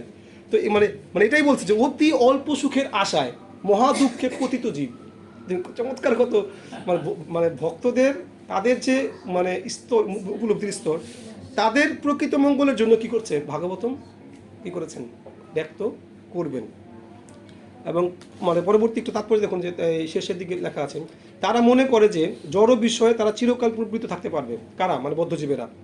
জীবনের স্থূল ভ্রান্ত ধারণা তো শক্তিশালী যে ভগবানের বহিরঙ্গা শক্তির প্রভাবে জীব জন্মান্তরে নিরন্তর দুঃখ দুর্দশা কী করছেন? ভোগ করতে থাকে। কেউ যদি এই গ্রন্থ ভাগবত এবং ভাগবত তত্ত্ববেত্তা ভক্ত ভাগবতের সান্নিধ্যে আসেন, তাহলে সেই ভাগ্যবান ব্যক্তি জড়জগতের বন্ধন থেকে মুক্ত হতে পারেন। তাই এই জড় জগতের দুঃখ দুর্দশা ক্লিষ্ট মানুষের প্রতি কৃপা পরবশ হয়ে শ্রী মৈত্রেয় মুনি আদ্যপান্ত শ্রীমদ্ ভাগবত কীর্তন করার প্রস্তাব করেছিলেন। তো ভাগবতের মহিমা এখানে কি স্পষ্টভাবে ব্যক্ত করা হচ্ছে। তো ভাগবত আসলে এটা আমাদের জীবনের জন্য কি একটা উপহার, পরম উপহার ভগবানের পক্ষ থেকে। কেন? যেন আমরা কি এই জগতের দুঃখ দুর্দশা কি করতে পারি? মুক্ত হতে পারি। পরবর্তী শ্লোক। কিছুকাল পূর্বে বৈজ্ঞানিকভাবে জানতে ইচ্ছুক হয়ে শ্রেষ্ঠ সনৎ কুমার অন্যান্য মহর্ষিগণ সহ ঠিক আপনাদের মতো ব্রহ্মাণ্ডের নিম্নভাগে আসীন সংকর্ষণের কাছে বসুদেব তত্ত্ব সম্বন্ধে প্রশ্ন করেছিলেন। এখন দেখো মৈত্র ঋষি এখন বলতেছেন, এতক্ষণ ছিল কার সাথে কার? বিদুর আর মৈত্রেয়, সুত গোস্বামী, নৈমিষারণ্যের ঋষিরা, আর সুখদেব গোস্বামী, পরীক্ষিত মহারাজ ঋষিরা। মানে এখানে কিন্তু এখন তিনটা ছিল, এখন আসলো কি আরেক সেট, সেটা কি না এখানে চতুর্থ সনৎ কুমার আর কি মহর্ষিগণ। এরপরে মানে ঠিকই আপনার মতো ব্রহ্মাণ্ডের নিম্ন ভাগে আসীন শঙ্কর্ষণের বাসুদেবের কাছ থেকে প্রশ্ন করেছিলেন। সো এখানে বাসুদেব শঙ্কর্ষণের কাছ থেকেও কি জ্ঞান প্রাপ্ত কথা এখানে, অর্থাৎ এখানে কিন্তু গুরু পরম্পরা ধারার কি একটা আমরা লক্ষণ দেখতে পাচ্ছি। পরবর্তী শ্লোক। সেই সময় ভগবান শঙ্কর্ষণ তার পরমারাধ্য ভগবানের ধ্যানে মগ্ন ছিলেন, যাকে অভিজ্ঞ ব্যক্তিরা বাসুদেব রূপে শ্রদ্ধা জ্ঞাপন করে থাকেন। কিন্তু সেই মহান ঋষিদের পারমার্থিক উন্নতি সাধনের জন্য এই নয়ন কমল ঈষৎ উন্মিলিত করে বলতে লাগলেন। বাসুদেব শঙ্কর্ষণ বলতে লাগলেন, হ্যাঁ, মানে ভগবত জ্ঞান কাকে বলতেছিলেন? সনৎ কুমার। পরবর্তী শ্লোক। ঋষিগণ গঙ্গার জলের মাধ্যমে সর্বোচ্চ লোক থেকে সর্বনিম্ন লোকে এসেছিলেন এবং তাই তাদের যথাসিদ্ধ ছিল। তারা ভগবানের চরণ কমল স্পর্শ করেছিলেন, যা নাগরাজের কন্যারা প্রতি লাভের কামনায় প্রেম করে নানাবিধ উপহার সহকারে পূজা করেন। তো এখানে আমরা মানে ওই গঙ্গা দেবীর যে প্রকৃত অবস্থান, যে গঙ্গা দেবী কি শুধুমাত্র এই জড়জগতেই নাই, কোথায়? মানে শুধুমাত্র আমাদের ভুলোকে না, পুরো কি ব্রহ্মাণ্ডে কি গঙ্গা দেবী বিস্তার। এখানে লিখেছে যে গঙ্গা বিষ্ণু পাদপদ্মে নিষ্কৃত হয়ে ব্রহ্মাণ্ডের প্রথমেই আছে, সর্বোচ্চ লোক থেকে সর্বনিম্ন লোকে প্রবাহিত হয়, এবং যোগী পুরুষেরা যারা যাদের যে যোগ তারা কিন্তু ব্রহ্মাণ্ডের সর্বত্র বিচরণ করে কিসের মাধ্যমে? এই গঙ্গা দেবীর মাধ্যমে। চমৎকার বিষয়, যেটা আমাদের চিন্তা এই প্রকার কথাগতি যোগ শক্তির প্রভাবে সম্ভব। ওকে, পরবর্তী শ্লোক। শ্লোক নম্বর 6। সনৎ কুমার প্রমুখ কুমারগণ যারা সকল ভগবানের অপ্রাকৃত লীলাসমূহ সম্বন্ধে অবগত ছিলেন, তারা গভীর অনুরাগ এবং প্রেমপূর্ণ শব্দগুলির দ্বারা সুন্দর ছন্দে ভগবানের মহিমা কীর্তন করেছিলেন। সেই সময় ভগবান শঙ্কর্ষণের সহস্র উন্নত ফলান স্থিতি কীর্তে উজ্জ্বল মণি কিরণে চতুর্দিক উদ্ভাসিত হয়েছিল। হরে কৃষ্ণ। দেখুন এখানে শেষ লেখা আছে যে ভগবানের প্রতি অনুরাগের বিকাশ না হলে কেউ যথাযথভাবে ভগবানের বন্দনা করতে পারে না। তো সনত কুমাররা এবং আরও যারা ঋষিরা যারা ভগবানের স্তুতি করছিলেন, বন্দনা করছিলেন, তো এটা কিন্তু একটা এই লাইনটা কিন্তু খুব গুরুত্বপূর্ণ আমাদের প্রত্যেকের জন্য। যে দেখুন আমরা এখানে বলা হচ্ছে যে যার যেমন উপলব্ধি সে সেভাবে কি সেটা ব্যক্ত করতে, শুধুমাত্র শাস্ত্রজ্ঞান বা তত্ত্বজ্ঞান বা শুধু মেধা বা জাগতিক কোনো ডিগ্রি দিয়ে কিন্তু ভগবত তত্ত্ব আলোচনা করা যায় না। এটা বাস্তব সত্য। কিন্তু দেখবেন ইসকন জগতের অনেকেই আছে হয়তো বা প্রাতিষ্ঠানিক শিক্ষা কি খুব কম, তবু তাদের মধ্যে কি উপলব্ধিটা কিন্তু অনেক গভীর। আমি একটা ছোট্ট এক্সাম্পল দিই, আমার খুব এই খুবই মনে পড়ে। আমাদের সাতক্ষীরার এক প্রভু আছে, অনেক সিনিয়র, শচীসূত প্রভু, নাম শুনছেন আপনারা? অনেক সিনিয়র, চারচন্দ্র প্রভুদেরও সিনিয়র। প্রথম তো আমরা দেখলাম উপলব্ধিটা কী বিষয়। তা আমরা একবার জিসিএস থেকে ট্যুরে গেলাম খিচুড়ি ধামে। তো যাওয়ার পরে ভজনতুলিতে অনেক ভক্ত, চারচন্দ্র প্রভু ছিল সেখানে, তিনিও ছিলেন। চারচন্দ্র প্রভু পরিচয় করে দিচ্ছেন, আমরা আগের থেকে চিনি তাকে, পরিচয় করে দিচ্ছেন যে উনি আমারও আগের সিনিয়র ভক্ত, এবং খেতুরিতে উনি আগের থেকে কি এসে প্রচার করতেন, অনেক প্রচার করতেন। তো ওনার কিন্তু গলার ভয়েস একদম ভালো না, ভাঙা ভাঙা গলার জাস্ট ফ্যাসফ্যাসা গলা। কিন্তু বলার উদ্দেশ্য হচ্ছে উনাকে একটা ভজন গাইতে বলা, একটা ভজন গাইলো যে কে আনিল প্রেম ধন করুণা প্রচুর। পুরো ভজনতুলিতে ওই বট গাছের সামনে ওনারা বসেছিলেন। আমরা ভুল করে কি পুরো ভজনতুলিতে কি অনেক ভক্ত ছিল, প্রায় 100 উপরে ভক্ত ছিল সেখানে। তখন আরও ভক্তরা নাম অনেক ভক্তরা দিয়েছিল, পুরোটাই আটকি ছিল।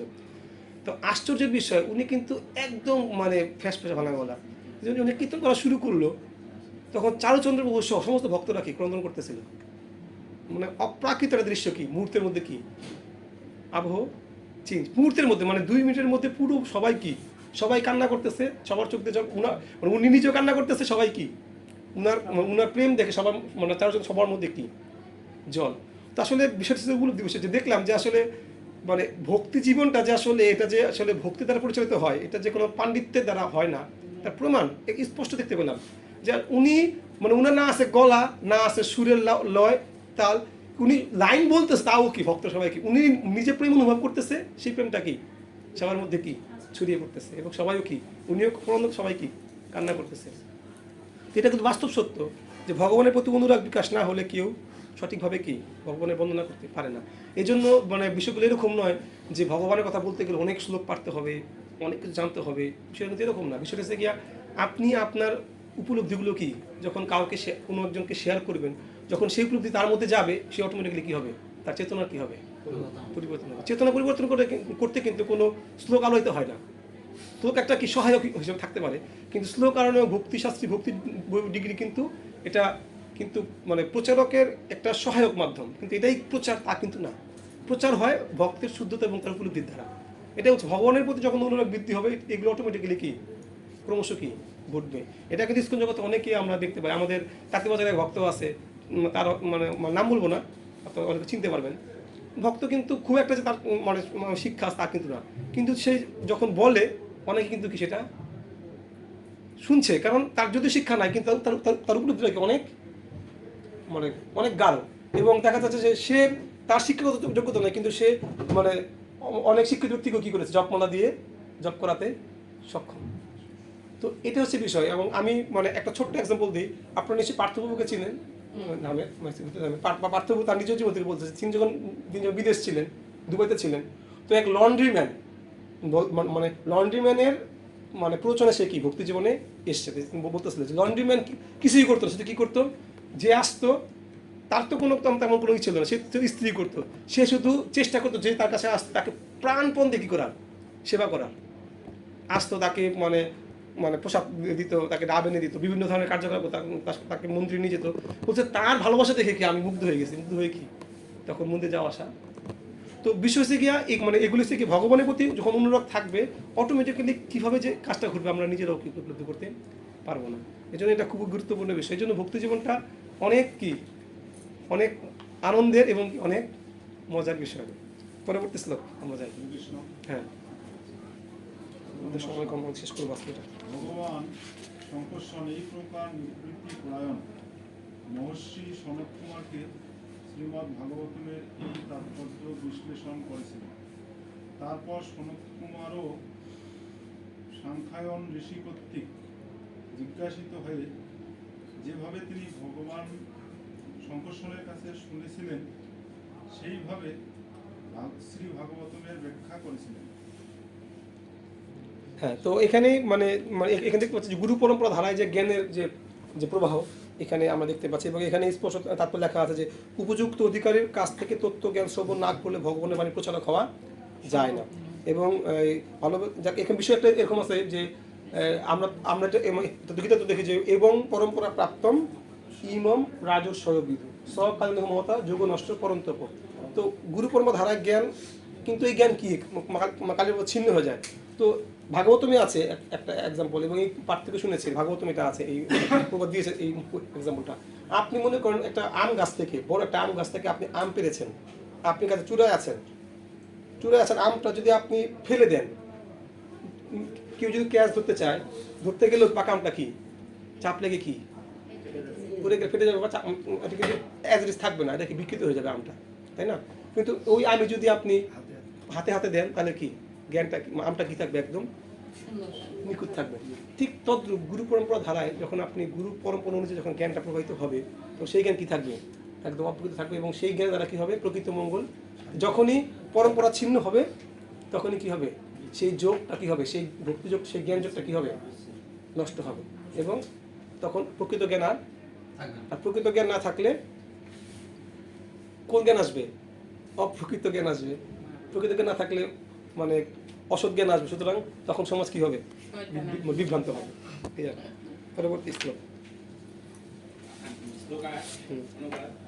মহর্ষি সাংখ্যায়ন ছিলেন সমস্ত পরমহংসদের মধ্যে প্রধান, এবং তিনি যখন শ্রীমদ্ ভাগবত অনুসারে ভগবানের মহিমা কীর্তন করছিলেন, তখন আমার গুরুদেব পরাশর এবং বৃহস্পতি উভয়ই তার কাছ থেকে তা শ্রবণ করেছিলেন। তো এখানে সনত কুমার শুনেছে কার কাছ থেকে, ঋষিরা শুনেছে সরাসরি কি বাসুদেবের কাছ থেকে। বাসুদেবের কাছ থেকে সনত কুমার থেকে কে শুনলে এখন, সাংখ্যায়ন। এই যে আগের শ্লোক আছে যে সনত কুমারও সাংখ্যায়ন ঋষি কর্তৃক জিজ্ঞাসিত হয়ে, তো সনত কুমার সাংখ্যায়ন ঋষিকে জ্ঞান দান করলেন। সাংখ্যায়ন ঋষি আবার কি করলেন, এই যে এখানে লেখা আছে যে তিনি আবার তার গুরুদেব বৃহস্পতিকে এই জ্ঞান কি করেছেন, দান। তো এইভাবে কি গুরু পরম্পরা দেখতে পাচ্ছি যে গুরু পরম্পরা মানে মানে মৈত্র ঋষি বলতেছেন যে এই জ্ঞান যে আমি প্রাপ্ত হয়েছি, তোমাকে যে বলছি এটা কোনো সাধারণ বিষয় না, এটা কিন্তু আমি প্রাপ্ত হয়েছি এইভাবে। মানে উনি পরম্পরা থেকে কি বিদুর মশাই দেখাচ্ছেন যে পরম্পরা ধারায় জ্ঞান প্রাপ্ত হয়ে আমি এখন তোমাকে সেই জ্ঞানটা কী করবো, দান করছি। মানে এটা একটা প্রমাণিক ব্যাখ্যা উনি দান করলেন বিদুর মহাশয়। হরে কৃষ্ণ। এই জন্যই আমরা দেখি যে শাস্ত্রে কথা বলতে গেলে আমাদের কি লাগে, রেফারেন্স লাগে। রেফারেন্স চায় না, সেটা ছাড়া কিন্তু আসলে এটা যুক্তিটা কি স্ট্রং হয় না। পরবর্তী শ্লোক শেষ হয়ে গেলে সামনে থেকে আবার শুরু করে। পড়েছেন ওকে। শ্লোক 9। মহর্ষি কুলস্থ কর্তৃক প্রতিষ্ঠ হয়ে পূর্বোক্ত মহর্ষি পরাশর এই সর্বশ্রেষ্ঠ পুরাণ শ্রীমদ্ ভাগবত আমাকে বলেছিলেন, হে বৎস, যেহেতু তুমি আমার শ্রদ্ধা করার অনুগামী, তাই যেভাবে আমি শ্রবণ করেছি তোমার কাছেও আমি তা বর্ণনা করব। যেভাবে শ্রবণ করছি এভাবে বর্ণনা করব, একদম ওকে। পরবর্তী শ্লোক। মানে বুঝতে পারছেন এখানে বিষয় হচ্ছে কি শ্রবণ করার, যাতে মানে এটা কিন্তু খুব গুরুত্বপূর্ণ আমাদের প্রত্যেকের জন্য।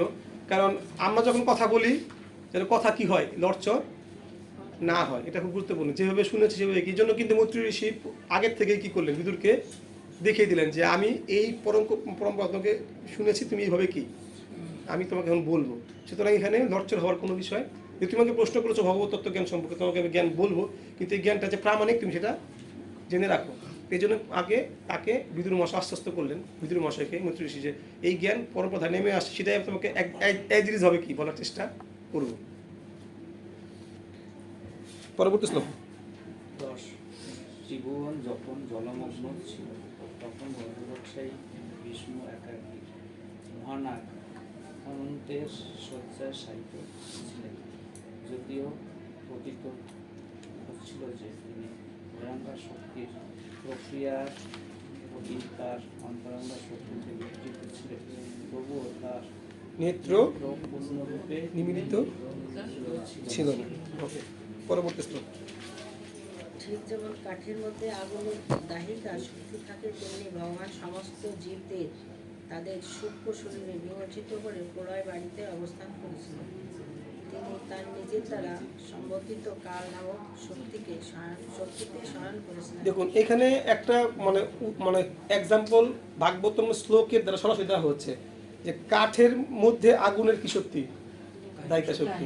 কাঠে কি আগুন দেখা যায়?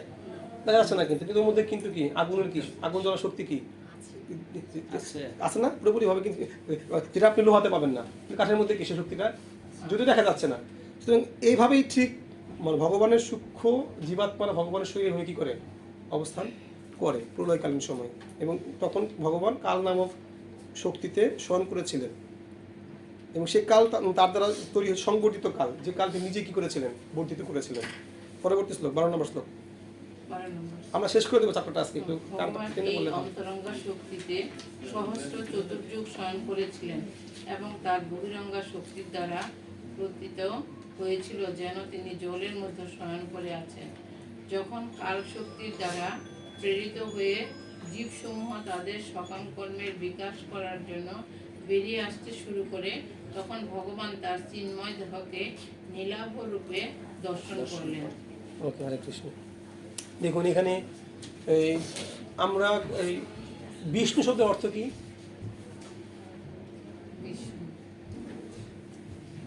বিষ্ণু শব্দের অর্থ কি জানেন?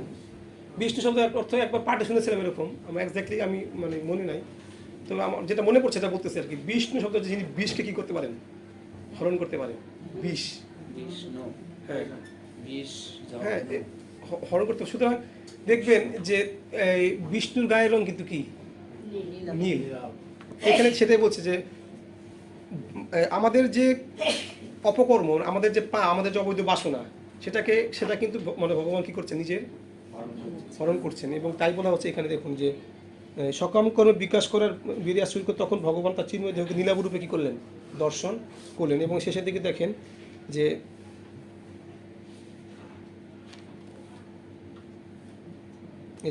এই প্রকার কলুষিত মনোবৃত্তির ফলে পাপ করার ফলে জীব সমষ্টিকে নীলাভ বলে মনে হচ্ছিল। তো এটার সাথে একটা লিঙ্ক রয়েছে আর কি। পরবর্তী শ্লোক 13 সৃষ্টির শুষ্ক বিষয়ে ভগবানের মনোযোগ অভিনিবিষ্ট ছিল, যা রজগুণের ধারা ক্ষোভিত হয় এবং তার ফলে সৃষ্টির শুষ্করূপ তার নাভিদেশ ভেদ করে উদ্ভূত হয়। পরবর্তী শ্লোক। জীবের সকাম কর্মের এই সমগ্র স্বরূপ ভগবান শ্রীবিষ্ণুর নাভি ভেদ করে একটি পদ্মের কলির মতো আকার ধারণ করলো এবং ভগবানের ইচ্ছায় তা একটি সূর্যের মতো সবকিছুকে উদ্ভাসিত করে বিশাল প্রলয় বাড়ি শুকিয়ে দিল। দেখুন এখানে নাভি, ভগবান নাভি থেকে যে পদ্মের নাল তৈরি হয়েছে বা মানে তৈরি হচ্ছে কিন্তু কি জীবের সকাম কর্ম বাসনাকে বিকাশ করার জন্য। আমরা যে কী বলি, অনেকে বলে কি এটা কর্মক্ষেত্র বলি না, সংসার ক্ষেত্র মানে কি কর্ম, কারণ কর্ম করার জন্য কি জগৎ, কোন কর্ম আসলে সকাম কর্ম, জগৎ তৈরি হয়েছে কি। তো এটা কিন্তু সৃষ্টি তত্ত্বতেই কি আমরা এর বাইরে কি যেতেই পারবো না। এই জন্য তো বলা হচ্ছে যে সংসার অশাশ্বত এবং কি দুঃখালয়। পরবর্তী শ্লোক। সেই সর্বলোকময় পদ্মফুলে ভগবান বিষ্ণু স্বয়ং পরমাত্মা রূপে প্রবেশ করেন এবং এইভাবে যখন তা প্রকৃতির সমস্ত গুণের দ্বারা পরিপূর্ণ হয় তখন বৈদিক জ্ঞানের মূর্ত বিগ্রহ, যাকে স্বয়ম্ভু বলা হয়, তিনি উৎপন্ন হয়েছিলেন। স্বয়ংভূ বলা কাকে বলা হয়? আপনা আপনি যেটা হয় স্বয়ম্ভু। কাকে বলা হয়? ব্রহ্মাকে বলা হয় স্বয়ংভূ। যিনি মানে আপনি বলতে ভগবানের থেকে সৃষ্টি হয়েছে, কিন্তু তিনি মানে মা বাবা ছাড়া কি ভগবানের নাভি থেকে সৃষ্টি হয়েছিলেন। পরবর্তী শ্লোক। ব্রহ্মা পদ্মফুল থেকে আবির্ভূত হন এবং পদ্মের কণিকায় অবস্থিত হওয়া সত্ত্বেও তিনি এই জগৎকে দর্শন করতে পারলেন না। তাই তিনি সর্বত্র ভ্রমণ করে চতুর্দিকে দৃষ্টিপাত করলেন এবং তার ফলে তিনি 4টি মুখ লাভ করলেন। ওকে, দেখুন এখানে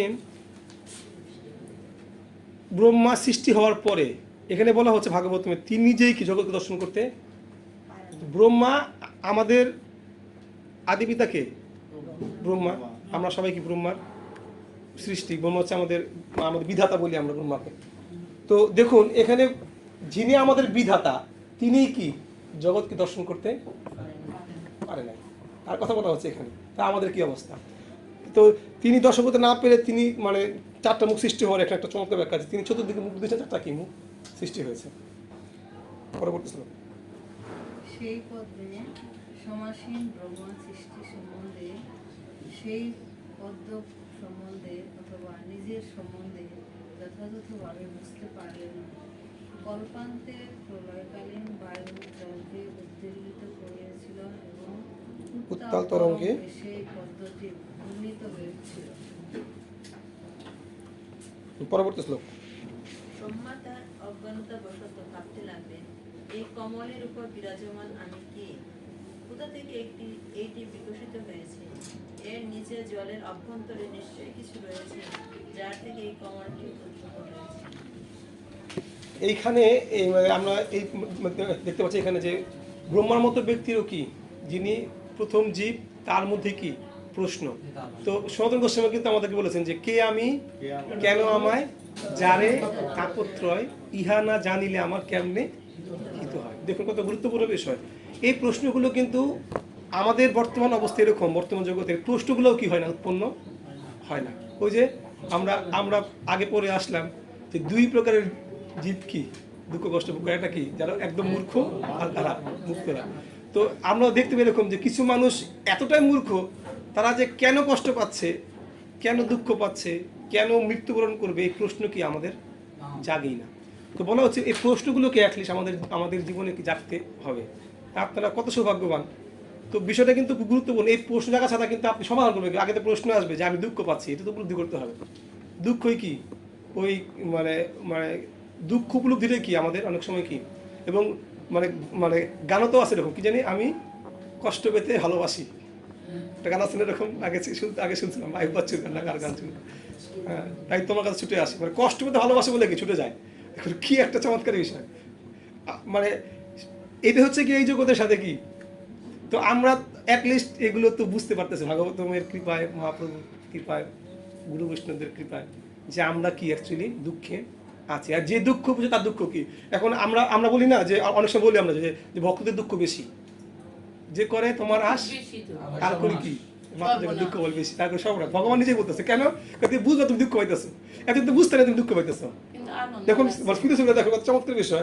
তো করতো না দুঃখ, এখন বুঝতে পারতেছে আমরা দুঃখ পাইতেছি, তাহলে তো বেশি আসবোই। আগেও দুঃখ পাইছে, মূর্খরা দুঃখ পাইতেছে, কিন্তু কি উপলব্ধি করতে পারে দুঃখ, তারা দুঃখ পাচ্ছে। কিন্তু ভক্তি জন্য আসার পর প্রথমে কি আপনি বুঝবেন যে না, আপনি এটা যে দুঃখ, জন্ম মৃত্যু জরা ব্যাধি, দুঃখ দোষ অনু দর্শন, গীতার কথা না, যে জন্ম মৃত্যু জরা এবং কি ব্যাধি, মানে জন্মটাও দুঃখ। আমরা তো জন্মদিন পালন করি কত বড় করে, গীতা বলতেছে জন্মটা কি একটা দুঃখ। দুঃখের জন্য দুঃখটাকে আমরা কি করতেছি, বড় করে সেলিব্রেশন করতেছি। এটাকে কিন্তু শাস্ত্র বলতেছে কি, মানে কৃষ্ণ স্বয়ং বলতেছে যেটা কি একটা, তুমি জন্মগ্রহণ করতে মানে কি তুমি দুঃখিত, তোমার দুঃখ পাওয়া উচিত, তুমি জন্মগ্রহণ কেন করলে জগতে। তো এটাই আমরা তো বুঝতে পারি না যে জন্মটা দুঃখ, কয়জন বুঝে, আমরা এখন বুঝি যে আমাদের জন্মটা দুঃখ। তো জন্মটাই কি একটা দুঃখের। তো বিষয় হচ্ছে এটাই যে এই জগতে আমরা তো বুঝতেই পারি না, মানে এগুলো কি আমাদের দুঃখের কারণ। মানে অনেক সময় বুঝতে পারি কিন্তু কি নিজের অসংযত ইন্দ্রিয়ের কারণে এটা করতেও পারি না। দেখুন অনেকে কিন্তু বুঝতে পারতেছেন যে আমি আত্মা, ভগবানের অংশ, আমার কাজ কি, একটাই কাজ কি, নিত্য দাস সেবা করব, দ্বিতীয় কোনো কাজ আমাদের কিন্তু নাই। আছে কি? নাই তো। সহজ সূত্র, সূত্র তো একটাই, সূত্র তো বেশি কিছু না। ভক্তি জীবনের সূত্র খুবই সহজ। কি করো? সেবা করো, চলে যাও, সেবায় আনন্দ। কিন্তু আদৌ কি আমরা 24 ঘন্টা সবাই সেবা করতে পারি? 24 ঘন্টা করি, তার মানে কি? স্পষ্ট বুঝতে পারি যে আমরা কিন্তু 24 ঘন্টা, আমি আমারটা বলি, সেবা করি না, সেবা কিন্তু করতে পারি না। তাহলে যদি সময় করতে পারি না, কেন করতে পারি না? কেউ আমাকে আটকে রাখছে করার জন্য? আমাকে কে আটকে রাখছে? আমি নিজেই তো মানে করতে পারি। দোষটা কার আসলে? সুতরাং কেন পারি না? অসংযত ইন্দ্রিয়। জানি কিন্তু কি ইন্দ্রিয় কি নিয়ন্ত্রিত না। সুতরাং এটাই তো বিষয়। সুতরাং মানে এখানে এটাই বলা হচ্ছে যে মানে ব্রহ্মাজিও প্রথমে কি দেখলেন যে তিনি কোত্থেকে আসে, তার মধ্যে প্রশ্ন জাগলো, তখনই তো ভগবানের। তো আমাদের ক্ষেত্রে একই কথা, আমরা জেনে বুঝে কি। এবং দেখেন মহাজন্য কত চমৎকার, তারা কতটা মানে দূরদৃশ্য, তারা বলছে মানে জানিয়া শুনিয়া বিষ খাইনি। কত চমৎকার ভজন। মনুষ্য জন্ম পাইয়া রাধাকৃষ্ণ না বুঝে জানিয়া শুনিয়া কি, জেনে শুনে কি আমরা বিষ খাই, প্রতিনিয়ত খাচ্ছি। এবং ভক্তি জীবনে আসার পর মাঝে মাঝে তো আমার বিষ খাওয়াটা বেড়ে যায়। এমন একটা অবস্থা, মানে মায়ার এত প্রভাব যে মাঝে মাঝে জেনে শুনে কি আমরা বিষ খাচ্ছি। মানে এগুলোই তার প্রমাণ, যে কারণ আমরা কি উপলব্ধি করতে পারি না ভক্তি জীবনে দুঃখ কমানোর। দুঃখ আগে চিনব দুঃখ, তেমন দুঃখ বাড়বে, এরপরে কি কমার বিষয়। যে ছাড়া তার পাশ তার করি কি, আমি দাসেরও দাস। পরবর্তী এইভাবে বিচার করে ব্রহ্মা পদ্মনাদের ছিদ্র দিয়ে জলে প্রবেশ করেন, কিন্তু সেই নাদে প্রবেশ করে বিষ্ণুর নাভির নিকটবর্তী হওয়া সত্ত্বেও তিনি তার মূল খুঁজে পেলেন। এটাও খুব গুরুত্বপূর্ণ একটা শিক্ষা আমাদের জন্য, যে ভগবান আমার হৃদয়ে কি অবস্থান করছেন আমি চিনতে পারি। পরমাত্মা ভগবান হৃদয়ে উপদ্রষ্টা অনুমন্তাচ ভর্তা ভোক্তা মহেশ্বর পরমাত্মিতি চপি উক্ত দেহস্মিন পুরুষ পর। গীতার শ্লোক। ভগবান উপদ্রষ্টা রূপে ভগবান হৃদয়ে আছে। উপদ্রষ্টা, অনুমন্তা, ভর্তা, ভোক্তা, মহেশ্বর, তাকে আমরা কি বলি? পরমাত্মা বলি। সবকিছু পরমাত্মা রূপে ভগবান আমাদেরকে করছে, কিন্তু আমরা কি উপলব্ধি করতে পারি পরমাত্মা ভগবান আছে? তো ব্রহ্মাজিও কি প্রথমে কি মানে বিষ্ণুর কাছে গিয়েও কি বুঝতে পারেন কি তিনি বিষ্ণুর সন্নিকটে আছেন। তার জন্য কি করতে হচ্ছে, তাকে কি করতে হচ্ছে? এখন সে ধ্যান শুরু করবে, একটু পরে সে ধ্যানে বসবে। পরবর্তীতে হে বিদুর, বড়মাতার অস্তিত্ব সম্বন্ধে এইভাবে অন্বেষণ করতে করতে তার অন্তিম কাল উপনীত হল, যা হচ্ছে ভগবান বিষ্ণুর হস্তদীপ্ত শাশ্বত চক্র, এবং যা মৃত্যুর ভয়ের মতো জীবের অন্তরে ভয় উৎপন্ন করে। পরবর্তী শ্লোক 21 নম্বর। তারপর অভিষ্ট লক্ষ্য লাভে অকৃতকার্য হয়ে তিনি সেই অন্বেষণ থেকে বিরত হয়ে সেই পদ্মের উপর ফিরে গেলেন। এইভাবে সমস্ত ইন্দ্রিয় বিষয় থেকে নিবৃত হয়ে তিনি তার মনকে পরমেশ্বর ভগবানের চিন্তায় কেন্দ্রীভূত করেন। দেখেন এখানে একটা খুবই গুরুত্বপূর্ণ প্রথম যে শব্দটা ছিল, যে তারপর অভিষ্ট লক্ষ্য লাভে অকৃতকার্য হয়ে তিনি কি করলেন? সেই অন্বেষণ থেকে বিরত হয়ে তিনি পদ্মের উপর ফিরে গেলেন। যে জিনিসটা আসলে নির্বিশেষবাদীরা কি করছে, ভগবানকে নিয়ন্ত্রণ কি করছে, অন্বেষণই করছে। যাক, এটা আরেকটা বিষয়। তো যেটা আমি যেটা মানে এখানে মানে ফিল করছি বা যেটা বলতে চাচ্ছি, সে দেখুন ইন্দ্রিয় আমরা আসলে কখন ভোগ বাদ দিই। পার্সোনালি আমি কখন ভোগ বাদ দিই? আমি এখন ধরেন একটু খাবার কম খাই। কেন? খাইলে কি আমার অস্বস্তি লাগে, বা খাইলে কি চলাফেরা করতে কষ্ট হয়, কাজ করতে সমস্যা হয়। তার মানে এটা তার মানে কি আমার খাবার ইচ্ছা নাই? বিষয়টা এরকম না। বিষয়টা কিরকম? খাবার ইচ্ছা নাই তা কিন্তু না, খাবার কিন্তু ইচ্ছা ঠিক আছে, কিন্তু খাইতে পারতেছি না। কেন? হয়তো আমার হজম করতে পারতেছি না, বা শারীরিক সমস্যা আছে, দুর্বলতা আছে। শুধু দেখুন আমরা মানে বিশেষ করে আমি আমারটা বলি, যে সকল ভোগ থেকে নিবৃত্ত হয়েছি সেগুলো কি ভোগ করতে পারছি না আসলে। আর হিসাবটা কি আসলে? ভোগ করতে আমি ওইখানে ব্যর্থ হচ্ছি, বারবার করে ভোগ করতে পারছি না, তাই কি সেখান থেকে আমি সরে আসতেছি। কিন্তু এটাকেই আমি কি বলতেছি? ভক্তি করতেছি। তো ভক্তি তো আরো ভক্তি বা ভগবানের প্রতি হয়তো কি প্রেম। ভক্তি তো আসলে যেটা বুঝে কপি করে ভগবানের প্রতি স্বতঃস্ফূর্ত প্রেম, নিজের কোনো চাপা। তো আমাদের ক্ষেত্রে মানে আমার ক্ষেত্রে দেখি যে মানে যেখানে যেখানে মানে ভোগ করতে আমি ব্যর্থ হচ্ছি, সেখানে কি ভোগ থেকে দূরে সরে আসতেছি। তো এটাও মানে মানে মানে একটা বিষয়। কিন্তু তারপরে কি ওই ব্যর্থ হওয়ার পরে কিন্তু মানে আমাদের ব্রহ্মাজি কি করলেন, ধ্যানে বসলেন। তো ঠিক আমাদের ক্ষেত্রেও কিন্তু তাই, ভগবান গীতা বলছে আর্ত অর্থার্থী জিজ্ঞাসু জ্ঞানী। ওই যে মানে যখন আমরা বিপদে পড়ি, যখন আমরা আর্ত হই, যখন আমাদের অর্থার্থী তখনই কি আমরা ভগবানের সেবায় নিজেকে আরতি করি। এই জন্যই কিন্তু মানে দুঃখের দিক থেকে কি পজিটিভ। আসলে ভগবানের সবই পজিটিভ, কিন্তু কিছু কিছু ক্ষেত্রে দুঃখটা কি থাকে, পজিটিভ থাকে। দুঃখ থাকলে যে ঐকান্তিকতা আসে, সুখ থাকলে কি সেটা কিন্তু আসলে কি আসে না। বাস্তবে সব কিছু যদি পরিপূর্ণরূপে আমি পেয়ে যাই, আমার মধ্যে কিন্তু সেই বাসনাটা, সেই ঐকান্তিকতা কিন্তু থাকবে না। মানে এই একটা ছোট্ট এক্সাম্পল দিয়ে মনে পড়ে গেল আর কি। করোনাকালীন সময়ে, করোনা যখন হয় তখন আমি ছিলাম মানে ক্ষেত্রধামে ছিলাম।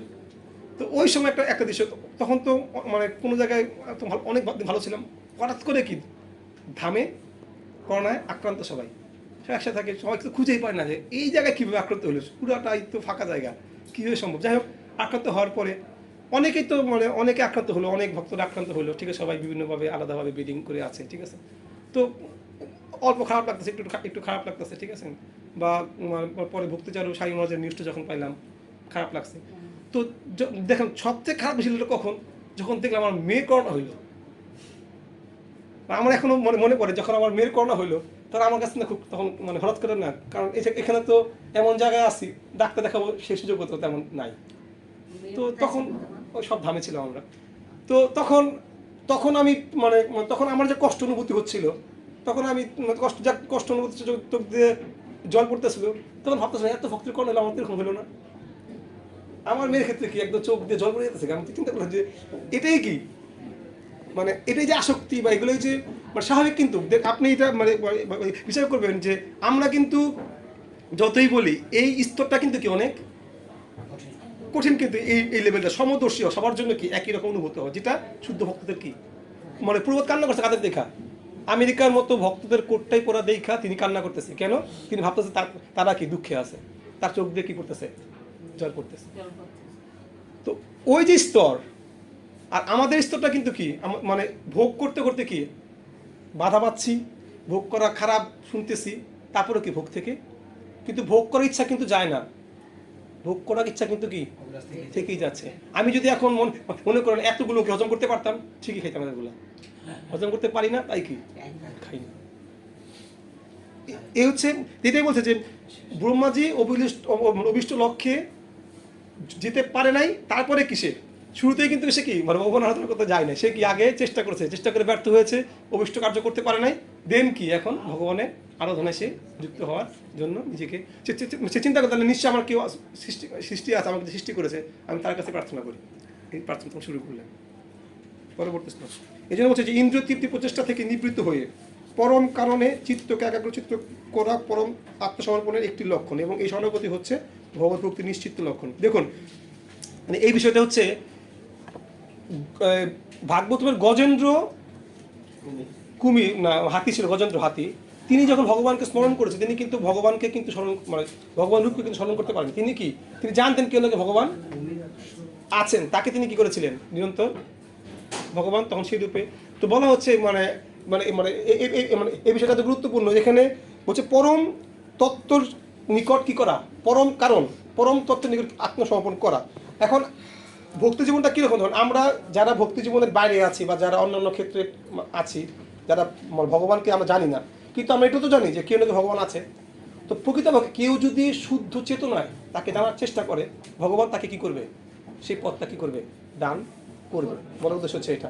যেমন আমরা এর আগে বলেছিলাম যে সদ্গুরুদেব কিন্তু আসলে মানে আমার নিজের চেষ্টাও কি আমি যদি সদ্গুরুদেব আমার কৃপা না করে আমি কি তার কাছে যেতেও পারবো। সুতরাং আমাকে কি করতে হবে, ওই পরম কারণ পরম যে মানে পরম কারণকে আমার কি করতে হবে, তার প্রতি শরণাগত হতে হবে।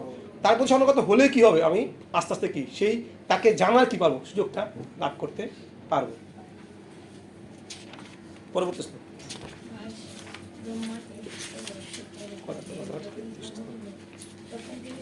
কে পড়ছেন, জোরে পড়েন মাতাজি, শুনতে পাচ্ছি না।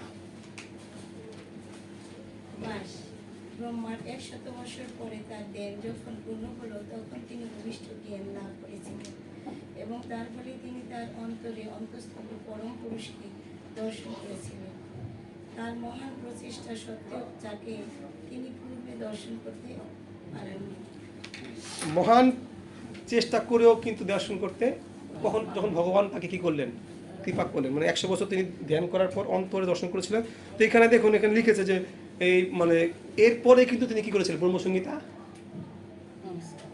লিখেছিলেন। এরপরেই মানে এই ধ্যান করার পরে যখন কৃপা প্রাপ্ত হলেন, এরপরে তিনি কি ব্রহ্মসংহিতা লেখা আছে, সর্বকালে পরম কারণ হৃদয়ঙ্গম করার আগ পর্যন্ত ব্রহ্মা 100 বছর ধ্যান করেছিলেন এবং তারপরে তিনি ব্রহ্মসংহিতা রচনা করেছেন, যা চৈতন্য মহাপ্রভু কর্তৃক অনুমোদিত ও স্বীকৃত হয়েছে এবং যাতে তিনি গিয়েছেন গোবিন্দ মাতৃ মোহন ভজামি।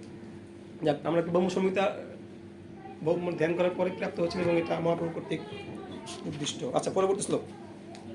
হ্যাঁ, কি পড়ছেন?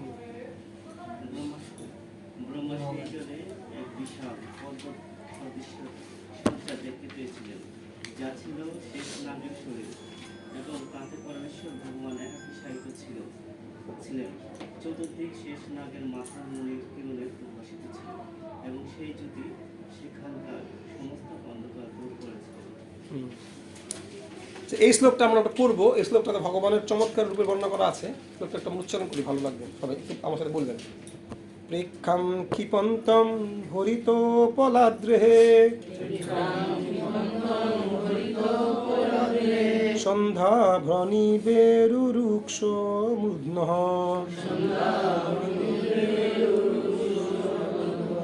রত্নয়ুধধার ঔষধি সৌমনস্য বন সজ্র বেলভুজাঙ্গ্রিপাঙ্গ্রে।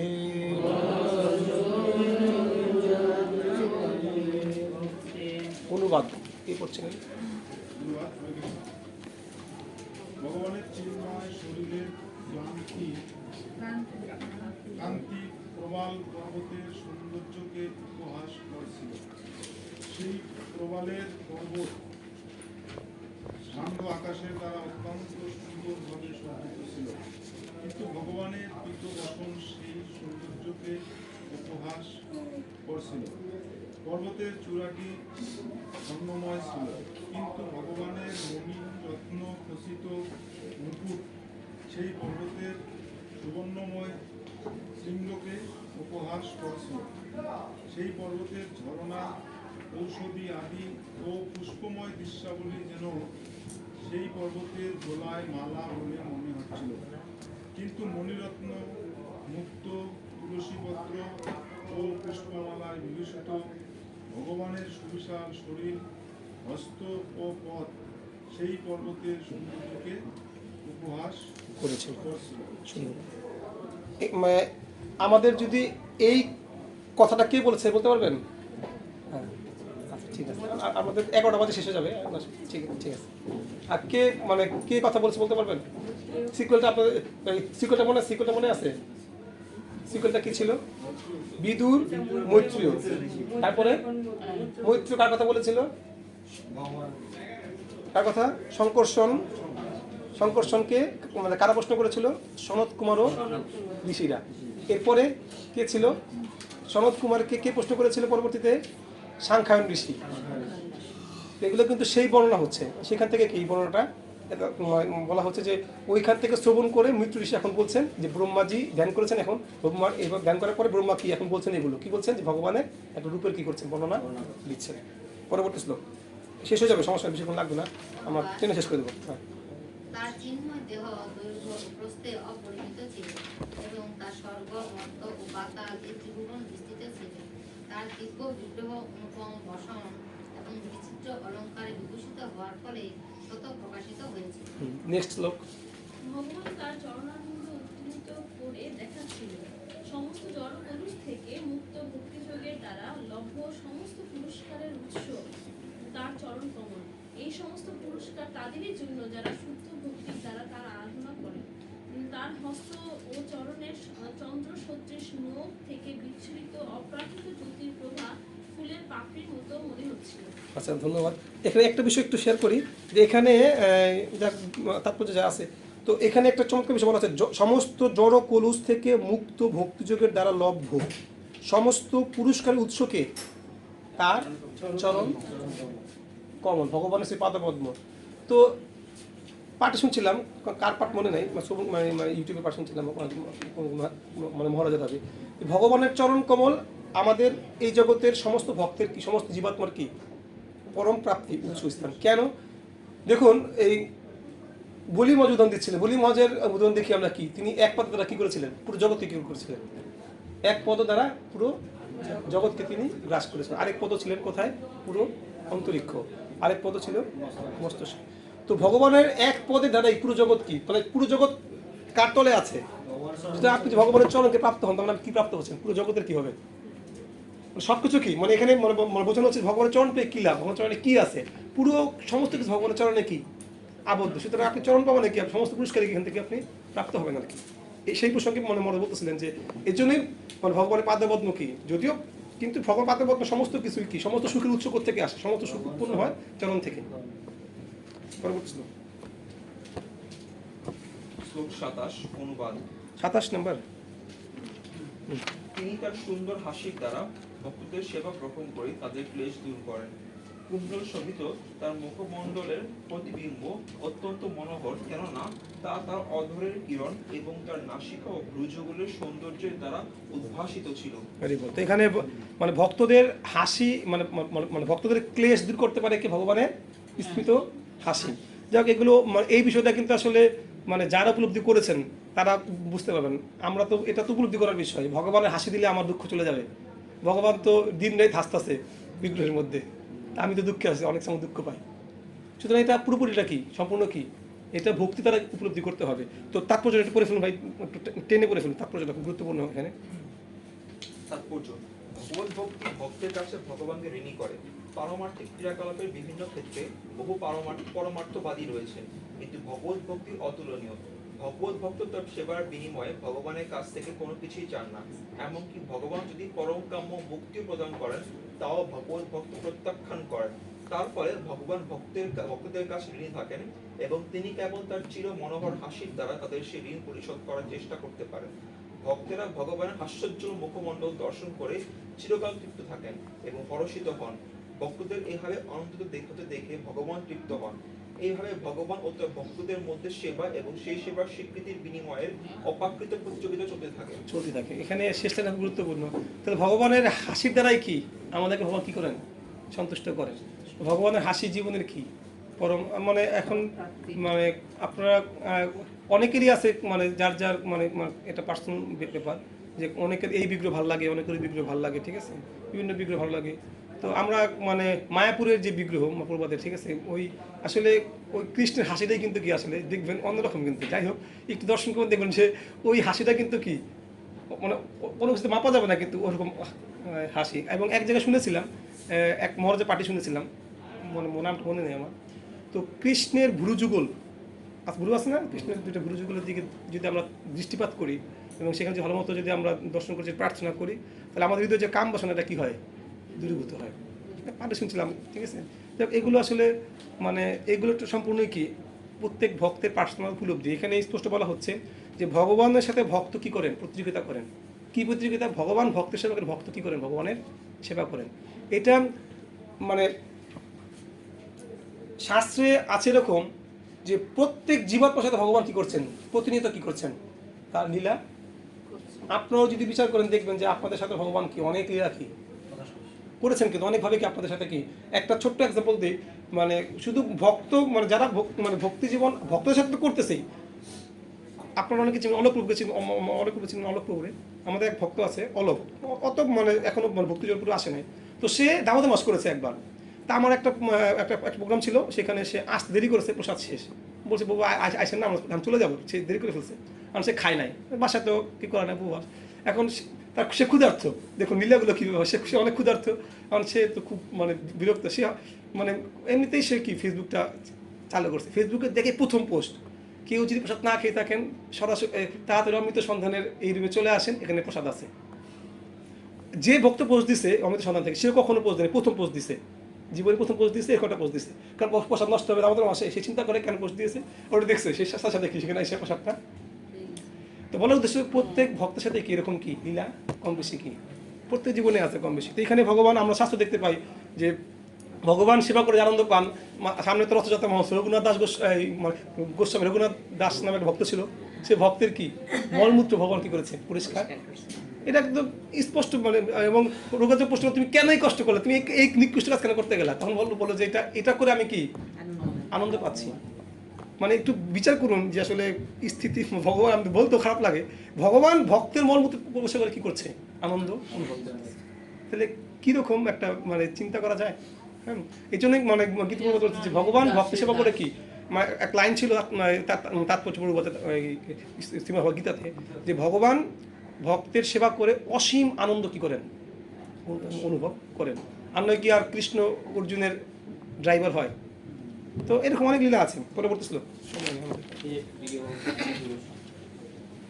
ভগবানের নিতম্ব দেশ কদম্ব ফুলের কেশর বর্ণের রেণুর মতো গীত বর্ণের বসনের দ্বারা আচ্ছাদিত ছিল এবং তাকে বেষ্টন করেছিল অত্যন্ত সুন্দরভাবে অলঙ্কৃত একটি মেঘলা, তার বক্ষস্থল এবং এক অমূল্য কণ্ঠহারে দ্বারা। পরবর্তী শ্লোক। চন্দন বৃক্ষ যেমন সুগন্ধ পুষ্প এবং শাখা সমূহের দ্বারা সুশোভিত হয়, তেমনি ভগবানের শ্রী বিগ্রহ মূল্যবান মণিরত্ন ও মুক্তা সমূহের দ্বারা অলঙ্কৃত ছিল। তিনি হচ্ছেন শত সহস্র শাখা সমন্ত অব্যক্ত মূল বৃক্ষের মতন। তিনি জগতের অন্য সকলের প্রভু। চন্দন বৃক্ষ যেমন বহু সর্পের দ্বারা বেষ্টিত থাকে, তেমনি ভগবানের শ্রী অঙ্গ অনন্তদেবের ফানা দ্বারা আচ্ছাদিত ছিল। নেক্সট শ্লোক।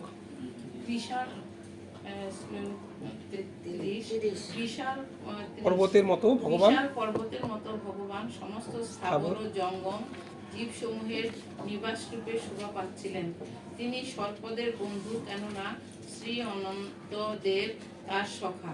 পর্বতের যেমন শত সহস্র শিখর আছে, তেমনি ভগবানের শত সহস্র মুকুট শোভিত অনন্ত নাগের ফণার দ্বারা বিভূষিত ছিলেন। এবং পর্বত যেমন কখনো কখনো মণিরত্নে পূর্ণ থাকে, তেমনি ভগবানের অপ্রাকৃত শ্রী বিগ্রহ মূল্যবান রত্ন সমূহের দ্বারা পূর্ণরূপে বিভূষিত ছিল। পর্বত যেমন কখনো কখনো সমুদ্রের জলে নিমজ্জিত হয়, তেমনি ভগবান কখনো কখনো প্রলয় বাড়িতে নিমজ্জিত হচ্ছিলেন। শ্লোক নম্বর 32। 31 আছে 31। এইভাবে গর্ভশ্রীশ ভগবানকে দর্শন করে ব্রহ্মা স্থির করলেন যে তিনি হচ্ছেন পরমেশ্বর ভগবান শ্রীহরি। তিনি দেখলেন যে তার বক্ষস্থলে বৈদিক জ্ঞানের গীতিমালা গুঞ্জনকারী বনমালা অত্যন্ত সুন্দরভাবে শোভা পাচ্ছে। সুদর্শন চক্র তাকে এমনভাবে রক্ষা করছে যে সূর্য, চন্দ্র, বায়ু, অগ্নি প্রভৃতিও তার কাছে পৌঁছতে পারে না। ব্রহ্মাণ্ডের ভাগ্য বিধাতা ব্রহ্মা যখন এইভাবে ভগবানকে দর্শন করলেন, তখন তিনি সমগ্র সৃষ্টির প্রতিরোধ দৃষ্টিপাত করলেন। ব্রহ্মা ভগবান বিষ্ণুর নাভি সর্বর, পদ্মফুল, প্রলয়বাড়ি, প্রলয়বায়ু ও আকাশ দর্শন করলেন। সবকিছু তখন তার গোচরীভূত হয়েছিল। 33। এইভাবে রজগুণের দ্বারা প্রণোদিত হয়ে ব্রহ্মা সৃষ্টি করতে অনুপ্রাণিত হন এবং তারপর পরমেশ্বর ভগবান কর্তৃক নির্দিষ্ট সৃষ্টির 5টি কারণ দর্শন করে তিনি সৃজনোন্মুখ মনোবৃত্তির অভীষ্ট মার্গে তার সশ্রদ্ধ প্রার্থনা নিবেদন করতে শুরু করলেন। বুঝতে পেরেছেন শেষ অংশটুকু দেখুন। এখানে কারো প্রশ্ন উৎপন্ন হয়েছে শেষ শ্লোকটা পড়ে? হয়নি? আচ্ছা, শেষ শ্লোকটা আগে শেষ শ্লোকটা কোন প্রশ্ন আছে কিনা? 5টি কারণ, রাইট। 5টি কারণ কি বলতে পারবেন? লেখা নেই যদিও। কি হতে 5টি কারণ? যে কোনো কার্য করার 5টি কারণ আছে না? কি বলেন তো? আত্মা, দেহ মানে ইন্দ্রিয়, প্রকৃতি, কারণ এবং কি পরমাত্মা। এই 5টি হচ্ছে কি যে কোনো কার্য করার কি কারণ। সৃষ্টি কার্য করতে ভগবান এই 5টি কারণ তাকে কি করে দর্শন করিয়ে এখানে মানে এটা হচ্ছে বিষয়। আর আরেকটা সেটা আমার প্রশ্ন যে ছিল, আপনারা যে প্রশ্ন করেননি, সেটা হচ্ছে এরকম যে ব্রহ্মা 1000 বছর কি তপস্যা করেছে, এক সহস্রদীপ চতুর্যুগ তপস্যা করেছিল। ওটাই কিন্তু ব্রহ্মার কি ছিল? আয়ু ছিল। তাহলে পুরো আয়ুটা এসে কি করেছে? তাহলে কি সে মানে তার তো আয়ু শেষ হওয়ার কথা। এটা কোন ব্রহ্মা? এখন এখান থেকে আসলে আমি জিজ্ঞেস করেছিলাম, বিষয়টা হচ্ছে গিয়ে হ্যাঁ অন্য কোনো কল্পের ব্রহ্ম হতে পারে। এখানে আমার লেখা আছে চতুর্মুখ সৃষ্টি হয়েছে, এটাও লেখা আছে পরবর্তীতে, এটাও ভেবেছিলাম। হ্যাঁ তো এটা মানে অন্য কোনো ব্রহ্মার আয়ু তো থাকে আরো বেশি, বা হয়তো এটা করার পর সে পুনরায় কি কার্য করার শক্তি পেয়েছিল, এটা হতে পারে। যাই হোক, এটা একটু খটকা ছিল, তাই আমি ক্লিয়ার করলাম। না, একটা কাজ করতে কি লাগবে? আত্মা লাগবে না? আত্মা তো কাজ করবে। আত্মার কাজ করবে কিসের দ্বারা? দেহের দ্বারা, মানে ইন্দ্রিয় সমূহ দ্বারা। ইন্দ্রিয় সমূহ দ্বারা কাজ করবে। ইন্দ্রিয় সমূহ দ্বারা কাজ করার ধরনের তার ইচ্ছা লাগবে, কারণ লাগবে। কে কার কাজ করবে? প্রকৃতি লাগবে। আর পরমাত্মা লাগবে। পরমাত্মা ছাড়া কাজ করতে পারবে না। পরমাত্মা ছাড়া কাজ করতে পারবে না। 5টা কারণ ছাড়া, এই 5টা কারণ সম্ভবত এখানে বলা হচ্ছে। এটা যদিও মানে এটা আমার মনে হয়, কারণ এটা আমি তো পাইনি কোথাও। কি এই বিদুর মানে শ্রবণ করেছেন মৈত্রী ঋষির কাছ থেকে। হ্যাঁ, বিদুর মৈত্রী। তারপর হচ্ছে গিয়ে সনত কুমার আরো ঋষিরা শ্রবণ করেছিলেন শঙ্কর্ষণের কাছ থেকে, বাসুদেব শঙ্কর্ষণের কাছ থেকে। বাসুদেব শঙ্কর্ষণের কাছ থেকে।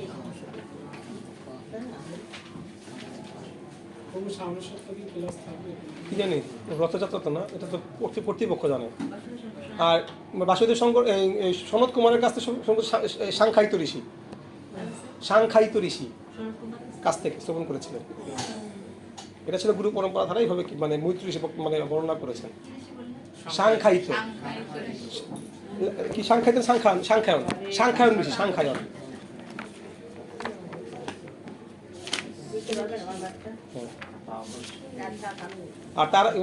আর তার জানি আমরা যে সুত গোস্বামী, ঋষিগণ, তারপরে হচ্ছে গিয়া সুখদেব গোস্বামী এবং তার সেখানে ঋষিগণ, সেখানে সুত গোস্বামী ছিল। সুখদেব গোস্বামী শুনেছে কার কাছ থেকে? সুখদেব গোস্বামীর কাছ থেকে কে শুনেছে? সুত গোস্বামী। পরীক্ষিত মহারাজ সেখানে কে ছিলেন? ওইখানে পরীক্ষিত মহারাজ বলেছে, কিন্তু সেখানে কে ছিলেন? সুত গোস্বামী ছিলেন। সুখদেব গোস্বামী শুনেছে কার কাছ থেকে? ব্যাসদেবের কাছ থেকে। মাতৃগর্ভে পরম্পরাটা দেখেন। এবং পরবর্তী সুত গোস্বামী আবার কি আরো ঋষিদের কি করেছেন? পরবর্তীতে ব্যক্ত করেছিলেন। এইভাবে কি পরম্পরা, আমরা এই পরম্পরাটা কিন্তু শ্রবণ করছি ভাগবত। আর জয় শ্রীকৃষ্ণ চৈতন্য প্রভু নিত্যানন্দ শ্রী অদ্বৈত গদাধর শিবাসাদি গৌর ভক্তবৃন্দ। হরে কৃষ্ণ কৃষ্ণ কৃষ্ণ হরে হরে, হরে রাম খাতা নাম দেবো। সবাই প্রেজেন্ট দিবেন। আগামী সপ্তাহে ক্লাস হবে কিনা একটু জেনে যাবেন, একটু জানা দেবেন।